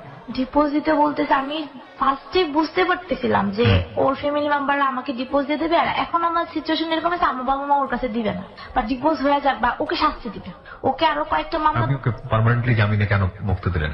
পার্মানেন্ট জামিনে মুক্তি দিলাম এই কারণে, আমি যখন মামলাটা হয়েছে তখন আমার টোটালি আমার কোনো হাত ছিল না, তো টোটালি সবাই দোষারোপ করেছে আমি নাকি করছি, দেন রুদ্রও দোষারোপ করেছে আমি নাকি আমি মামলা করছি, কিন্তু আসলে আমার কষ্টটা এই জায়গায় আমি আসলেও কিছু জানতাম না। আপনি যে জামিনটা ওকে করিয়ে নিয়েছেন সেখানে আপনার হলফনামাটা কি ছিল? ও যে সেকেন্ড ওয়াইফ বিয়ে করেছে সেখানে আপনার সম্মতি ছিল, এটা লিখেছেন আপনি? না, এটা লিখিনি। কি করেছেন তাহলে? আমি লিখছি ওরা হচ্ছে সেকেন্ড বিয়ে করছে, এটা এখনো কোর্টে পরিষ্কার হয়নি, কোর্ট জানে যে আমাদের একটা বিয়ে হয়েছে। আচ্ছা, দেন মানে সত্যি কথা বলতে কি আমি চাই ও মানে এই মামলা টামলা করে কোনো মানে পজিটিভ দিকে যেতেছে না। দেন আমার লাইফ আর মানে আমার এক্সাম চলে গেছে, আমাকে এক্সাম দিতে দেওয়া হয় না এই মামলার কারণে, আমার পড়ালেখা হচ্ছে, আমার কষ্টও পাইতে আমার লাইফটাও নষ্ট হয়ে যেতেছে। তো সব মিলে আমি সবচেয়ে বড় জিনিসটা আমি চাইতেছিলাম না যে আমাদের ডিভোর্সটা হোক, সে তার মতন হ্যাপি থাকতে চায় থাকুক, তো আমি সেই ডিসিশনটা নিয়ে আমি এই মামলাটা উঠাইতে চাইছি। ওর সম্মতি নিয়ে দুজন মিলে যে লয়ার ধরে আমাদের কমিটমেন্ট ছিল যেরকম যে আমরা সংসার করব, আমাদের হাজবেন্ড ওয়াইফের মধ্যে ভুল বুঝাবুঝি হয়েছে, আমরা এখন আমাদের সমাধান হয়ে গেছে, দেন আমরা সংসার করব। কিভাবে সংসার করবেন আপনি? ও কি বলেছে আপনাকে? সেকেন্ড ওয়াইফ নিয়ে আপনাকে দিবে না? তাহলে আমি তো সংসার করব কিভাবে? মামলাটা তো মীমাংসা করার জন্য এটা বলছি। তো দেন আজকে মামলাটা মীমাংসা হয়ে গেছে, আমাকে কালকে আমি যখন মানে কোর্টের মধ্যে অনেক প্রবলেম হয়েছে। আমার কোশ্চেনের অ্যান্সারটা হচ্ছে না। আমি ফিউচার দেখতে চাই আপনাদের। একটা হচ্ছে কি, আপনি কি চাচ্ছেন তার সঙ্গে থাকতে, সংসার করতে চাচ্ছেন? আমি তার সাথে সংসার করতে চাচ্ছি বলতে তার সাথে সংসার হবে না। কেন হবে না? হবে না বলতে আমার ফ্যামিলি মেম্বার ওকে মানবে না, ওর ফ্যামিলি মেম্বার মানবে না, দেন ওর ওই ওয়াইফ আমি যেরকম ওকে কনসিডার করে ফেলতেছি, আমি আমার জামিনটা করেছি এই কারণেই। ওয়াই পিপল আর টু ফুল। আমার কোশ্চেনের অ্যান্সারটা আপনারা দেন। আপনি সংসার করতে চাচ্ছেন কি চাচ্ছেন না? ফ্যামিলির কথাই তো আপনারা সারা জীবন শুনে গেলেন। দ্যাটস ওয়াই আপনাদের লাইফের জীবনটা এরকম। সংসার করতে অবশ্যই চাইতেছি, কিন্তু আমি সংসার করতে চাই। কিভাবে চাচ্ছেন আপনি? সেকেন্ড ওয়াইফ সহ চাচ্ছেন না সেকেন্ড ওয়াইফ ছাড়া চাচ্ছেন? হ্যাঁ, আমাকে যদি সে বলে যে আমি সেকেন্ড ওয়াইফ সহকারে সংসার করবো, আমি রাজি। আপনি রাজি সেকেন্ড ওয়াইফ সহকারে সংসার সে বলবে না কখনো, সে বলবে না সেটা কখনো হবে আচ্ছা, না। আপনার সেকেন্ড ওয়াইফ চাচ্ছে ওকে আপনি ডিভোর্স দিয়ে দেন, ঠিক আছে, এবং ও বলতেছে যেটা যে ও সংসার করতে চায়, আপনার ব্যাপারে যথেষ্ট লিবারেল সে প্রথম থেকে এখন পর্যন্ত, যেটা বুঝলাম, নইলে মামলা আসলে তোলার কথা না, আপনার উপযুক্ত শাস্তি হওয়া উচিত। ও যদি, আমি জানি না ও কোন ইমোশন দিয়ে চলে, জোর করেই মামলা তুলেছে। আমিও রাজি ছিলাম না যে ও মামলা তুলুক। কেন আপনি রাজি ছিলেন না? আমি চাইছি আমার ফ্যামিলি একটা সাজা পায়। Exactly, that's your point. I like, আমি এতক্ষণ পর আমার কাছে মনে হচ্ছে যে এতটুকু আমি পছন্দ করলাম আপনার কাছ থেকে, সাজা পাওয়া উচিত ছিল। আমি মামলাটা না উঠালে ওকে আজকে আবার আটকে ফেলতো। না, ফেলা তো উচিত ছিল। ওর 10 বছরের জেল হওয়া উচিত ছিল আমার মতে। 10-15 বছর জেল হলে আপনিও কষ্ট থাকতেন, আমি খুব রুড হয়ে যাচ্ছি, I am sorry to say, আপনিও খুব কষ্ট থাকতেন, আপনার ফ্যামিলির একটা শিক্ষা হতো, ওর ফ্যামিলির একটা শিক্ষা হতো। আমার কষ্ট লাগছে সেকেন্ড যে মেয়েটাকে বিয়ে করেছে এই মেয়েটার জন্য, কারণ এই মেয়েটা নিরপরাধ অবস্থায় শাস্তি পাচ্ছে এবং পাবে সারাটা জীবন। ইউ গাইজ আর টু ফুল, এবং শাস্তিটা হলো ওই মেয়েটার। আপনাদের সবারই ভুল আছে, কিন্তু ওই মেয়েটার কোনো ভুল নাই। ওর দিক থেকে হয়তো ছোটখাটো কিছু ভুল ছিল, জাজ করা উচিত ছিল ছেলেটা সম্পর্কে, এটা ঠিক কিনা, যেহেতু ছোট ভাইটা জানতো বা বড় ভাইটা জানতো, কিন্তু শাস্তিটা আলটিমেটলি ওই পাবে। যাই হোক, আমি আপনার সিদ্ধান্তের জায়গায় আসতে চাই। আপনার ডিসিশন কি এখন আমাকে বলেন? আমার ডিসিশনটা আসলে আমি এমন একটা সিচুয়েশনে আছি যে জায়গাতে দাঁড়িয়ে নিজের সিদ্ধান্ত দেওয়ার মতো, মানে এত বড় একটা ডিসিশন নেওয়ার মতো অ্যাবিলিটি মনে হচ্ছে আমি হারিয়ে ফেলতেছি। মানেটা কি? মানেটা হচ্ছে এরকম ইয়েস নোর মানে মানে কোনো কিছু সে না। কি করবে সেটা সে নিজে জানে না। আমি নিজেই বুঝতে পারতেছি না। তো আপনার উচিত ছিল না তাকে বের করা, তাকে সিদ্ধান্ত নেওয়ার জন্য। জেল খুবই ঠান্ডা একটা জায়গা, ওখানে থেকে ঠান্ডা মাথায় ভাবার উচিত। আমি জিনিসটা সহ্য করতে পারতেছিলাম না, যে ও জেলে থাকবে, এত কষ্ট থাকবে, এই জিনিসগুলো আমি সহ্য করতে পারতেছিলাম না। আজকে রাতের ঘুম অনেকেরই হারাম হয়ে যাবে শুধুমাত্র রাগে এবং ক্ষোভে। এবং আর আমার ওর প্রতি সত্যতা বলতে, আমি সেই মেয়েটার যে কথা চিন্তা করে আমি জামিনটা এই কারণে করেছি যে সে তার নিয়ে সংসার করুক, খুব ভালোভাবে থাকুক। আর আমি নিয়ত করে ফেলছি তার সাথে আমি এই হয়তো অনুষ্ঠানটার পর আমি তার সাথে আর যোগাযোগ করবো না। যোগাযোগ করুন না, আপনি তাকে ডিভোর্স দিয়ে দেন, এতই ভালো যখন বাসেন। না, তাকে ডিভোর্স দিব না। আমি কেন চাই ডিভোর্স দিবেন না? আমার লাইফের মানে হোল লাইফের মধ্যে আমার হাজবেন্ড বলতে তার নামটাই থাকুক। তো থাকুক, আপনি আর নিজে থেকে মনে করলেন, তো তাকে আপনি আইনগত ভাবে ও ডিভোর্স দিতে চাইলেও তো আমি নিব না। আপনি নিবেন না, তাহলে আপনি সেকেন্ড ওয়াইফকে নিয়ে ওকে নিয়ে কিভাবে সংসার করবেন? আপনি সিদ্ধান্ত নিতে পারছেন না। আমি this is very fullest attitude. মানে এই ইমোশন দিয়ে জীবন চলে না। মানে আপনাকে এতটাই বেশি ভালোবাসে যে মার সামনে মাকে অপমান করতে পারবে না বলে সেকেন্ড বিয়ে করে ফেললো, আবার জেলও কেটে ফেললো, মা দুবার স্ট্রোকও করলো, বের হয়ে আসার পরে এখন আপনাকে ডিভোর্স দিতে পারবে না, আপনিও ডিভোর্স দিতে পারবেন না, আবার সেকেন্ড ওয়াইফও ছাড়তে পারবেন না। See, this is a rubbish thing I ever. মানে আমি হ্যালোইড নাইট ইন্ডুজিতে এত পচা জীবনের গল্প শুনি নাই কখনো। আমি রেগে যাচ্ছি বিকজ মানুষ এতটা ক্রেজি হয় কিভাবে? Why you people too crazy? আপনারা বিলিভ মি, আমি একটা ডিড লিখে দিতে পারি আজকে, একটা সার্টেন পিরিয়ড পরে দুজনের চেহারা দেখবেন না, আপনারা দুজনকে এত বেশি হেট করবেন, বিকজ ইউ গাইজ, মানে আপনারা অনেক ফুল এবং সোশ্যাল রিয়েলিটি এখনো ফেস করেন এবং খুব শীঘ্রই ফেস করবেন, অনেক বেশি ক্রেজি হয়ে যাবেন দুজনের প্রতি। এটা কি আমরা লাভ বলবো? এটা কি লাভ? দুজন মানুষকে এতটা ভালোবাসি, এতটা বেশি ডিজাস্টার ফেস করতেছি, এবং তারপর দুজন মানুষকে কষ্ট দিচ্ছি আমাদের নিজেদের অ্যাটিটিউডে। আপনি আপনার অ্যাটিটিউডে কষ্ট দিচ্ছেন, ওর অ্যাটিটিউডে কষ্ট দিচ্ছেন। What is this? আমার জায়গা থেকে আমার কষ্ট দিই না, কষ্ট অবশ্যই দিয়েছেন। আপনি আপনার মাকে কেন কন্ট্রোল করতে পারেননি? আপনি বিয়ে কেন করলেন? ওই সময়টাতে যখন ওকে বিয়ে দেওয়া হলো, ও তো ওর ফেসটা তো আপনি বুঝতে পারতেন, ওর সিচুয়েশনটা আপনি বুঝতে পারতেন। কেন আপনি বিয়ে করলেন বলেন? আমি তো আমার মাকে অস্বীকার করছি যে আমি বিয়ে করি নাই। দেন ও আপনার মা যখন বিয়েটা দিচ্ছিল কাজীকে এনে, আপনি তখন কেন স্বীকার করলেন? তখন সে বলে ফেলছে আমরা একবার বিয়ে করে ফেলছি। So what? আপনি বলতেন আমরা ভুল করছি, আমরা মিথ্যা কথা বলছি, কেন করবেন? সেটা বিয়েটা তখন তো যদি ছেলে আমি খেলা সেটা না। বলতাম তখন সে তো ছোট হয়ে যেত। ছোট হতে কি হতে? এখন কি বড় হয়ে গেছে? এখন কত বড় হয়েছে আমাকে বলেন? জেল খাটার পরে আপনার হাজবেন্ড ওইটাই তো সবচেয়ে বড়। ওইটাই বড়, এখনো করছেন এই ভুলটা, এখনো করছেন, আপনিও করছেন, দুজনেই ভুল করছেন। সো আপনারা জানেন আসলে সিদ্ধান্ত কি হওয়া উচিত। আর কারো কিছু বলার আছে? আপনার আছে? কি বলার আছে? আমার সিদ্ধান্ত হলো সে এখন তার সেকেন্ড ওয়াইফ নিয়ে খুব ভালোভাবে সংসার করুক, আর আমি আমার মতনই থাকবো। হয়তোবা আমার একটা সিচুয়েশন এসে গেছে যে আমার ফ্যামিলি মেম্বার আমাকে অ্যাকসেপ্ট করবে না। মানে আজকে আমার কোর্টের যে বিয়ে বা যে এত করতে হয়েছে, যে কষ্ট করতে হয়েছে ওকে জামিন করার জন্য, তারপর থেকে হয়তো আমাকে হয়তো তেজ কর্ণ যেটা বলে সেটাই করবে। তো আমি হয়তো কোথাও দূরে চলে যেয়ে একা সংসার করবো, একা থাকবো, একা পড়ালেখা করবো, সবকিছু একা করবো। সে তার সেকেন্ড ওয়াইফ নিয়ে সুখে থাকুক। হুমায়ুন আহমেদের একটা গল্পর কথা মনে পড়ে গেল। আমাদের প্রবাদ প্রতিম লেখক, যাকে আমরা এত বেশি শ্রদ্ধা করি, কোন একটা নাটকে দেখেছিলাম যে এরকম শাস্তি আসলে পাওয়া উচিত। মানে হাজব্যান্ডের ফার্স্ট ওয়াইফ থাকা অবস্থায় সে দ্বিতীয় বিয়ে করে শহরে এসে, এবং বিয়ে করার পেছনের কারণ ছিল যে তার ফার্স্ট ওয়াইফের কোনো বেবি হয় না। দ্বিতীয় ওয়াইফকে সে বাড়িতে আসে তারপরে, এবং আসার পরে তার প্ল্যান থাকে যে ফার্স্ট ওয়াইফকে সে বিষ খাইয়ে মেরে ফেলবে, এবং সে খুব আদর করে তাকে বিষ খাওয়ায়। বিষ খাওয়ানোর পরে নাটকে জাহিদ হাসান এবং শাওন অভিনয় করেছিলেন, অনেকে হয়তো স্টোরিটা শুনে মনে পড়বে আপনাদের। বিষ খাওয়ায়, এবং বিষ খাওয়ানোর পরে যেটা হয়, স্ত্রী মারা যায়। তো ফার্স্ট ওয়াইফ যখন মারা যায় সে খুশিতে বাকবাকুম করতে করতে সে শহরের পথে রওনা হয় এবং রওনা হওয়ার এক পর্যায়ে সে ফোনে জানতে পারে যে তার স্ত্রী আসলে প্রথম স্ত্রী আসলে মারা যায়নি, তার প্রথম স্ত্রী একটা লম্বা সময়ের জন্য সেন্সলেস ছিল। অর্থাৎ সে অনেক বেশি শক্ট হয় এবং ফিরে আসে। ফিরে আসার পরে তার সবচেয়ে ভয়ের জায়গাটা যেটা ছিল সেটা হচ্ছে তার স্ত্রী তো বুঝে গেল, প্রথম স্ত্রী, যে যাকে এত লাভ করে বিষ খাইয়ে দিল সে যখন আবার সেন্সে ফিরে আসলো তখন প্রথম স্ত্রী কি করতে পারে। প্রথম স্ত্রী ফেরার পরে, সেন্সে ফেরার পরে তাকে কিছুই বলেনি এবং তখন মানে যে হাজবেন্ড ছিল সে বারবার বলছিল যে আমার শাস্তি দাও, আমাকে জেলে নিয়ে পড়ো, আমাকে মানে যেভাবেই পারো আমাকে শাস্তি দাও, কিন্তু প্রথম স্ত্রী তাকে একটা বারের জন্য চোখ তুলে তাকায়নি এবং কোনো শাস্তি দেয়নি। এটাই হচ্ছে জীবনের সবচেয়ে বড় শাস্তি। শাস্তি দিলে আসলে নিজে থেকে বোঝানো যেত যে আসলে আমি তো শাস্তি পেয়েছি আমার অপরাধের জন্য, কোনো অপরাধের জন্য শাস্তি পাওয়া উচিত না এবং এটাই হচ্ছে তার সারা জীবনের শাস্তি। দ্যাটস হ্যাপেনিং ফ্রম মানে ফর দিস গার্ল, এবং আমার কাছে সামহাও মনে হচ্ছে যে রুদ্র সেটার যোগ্য না।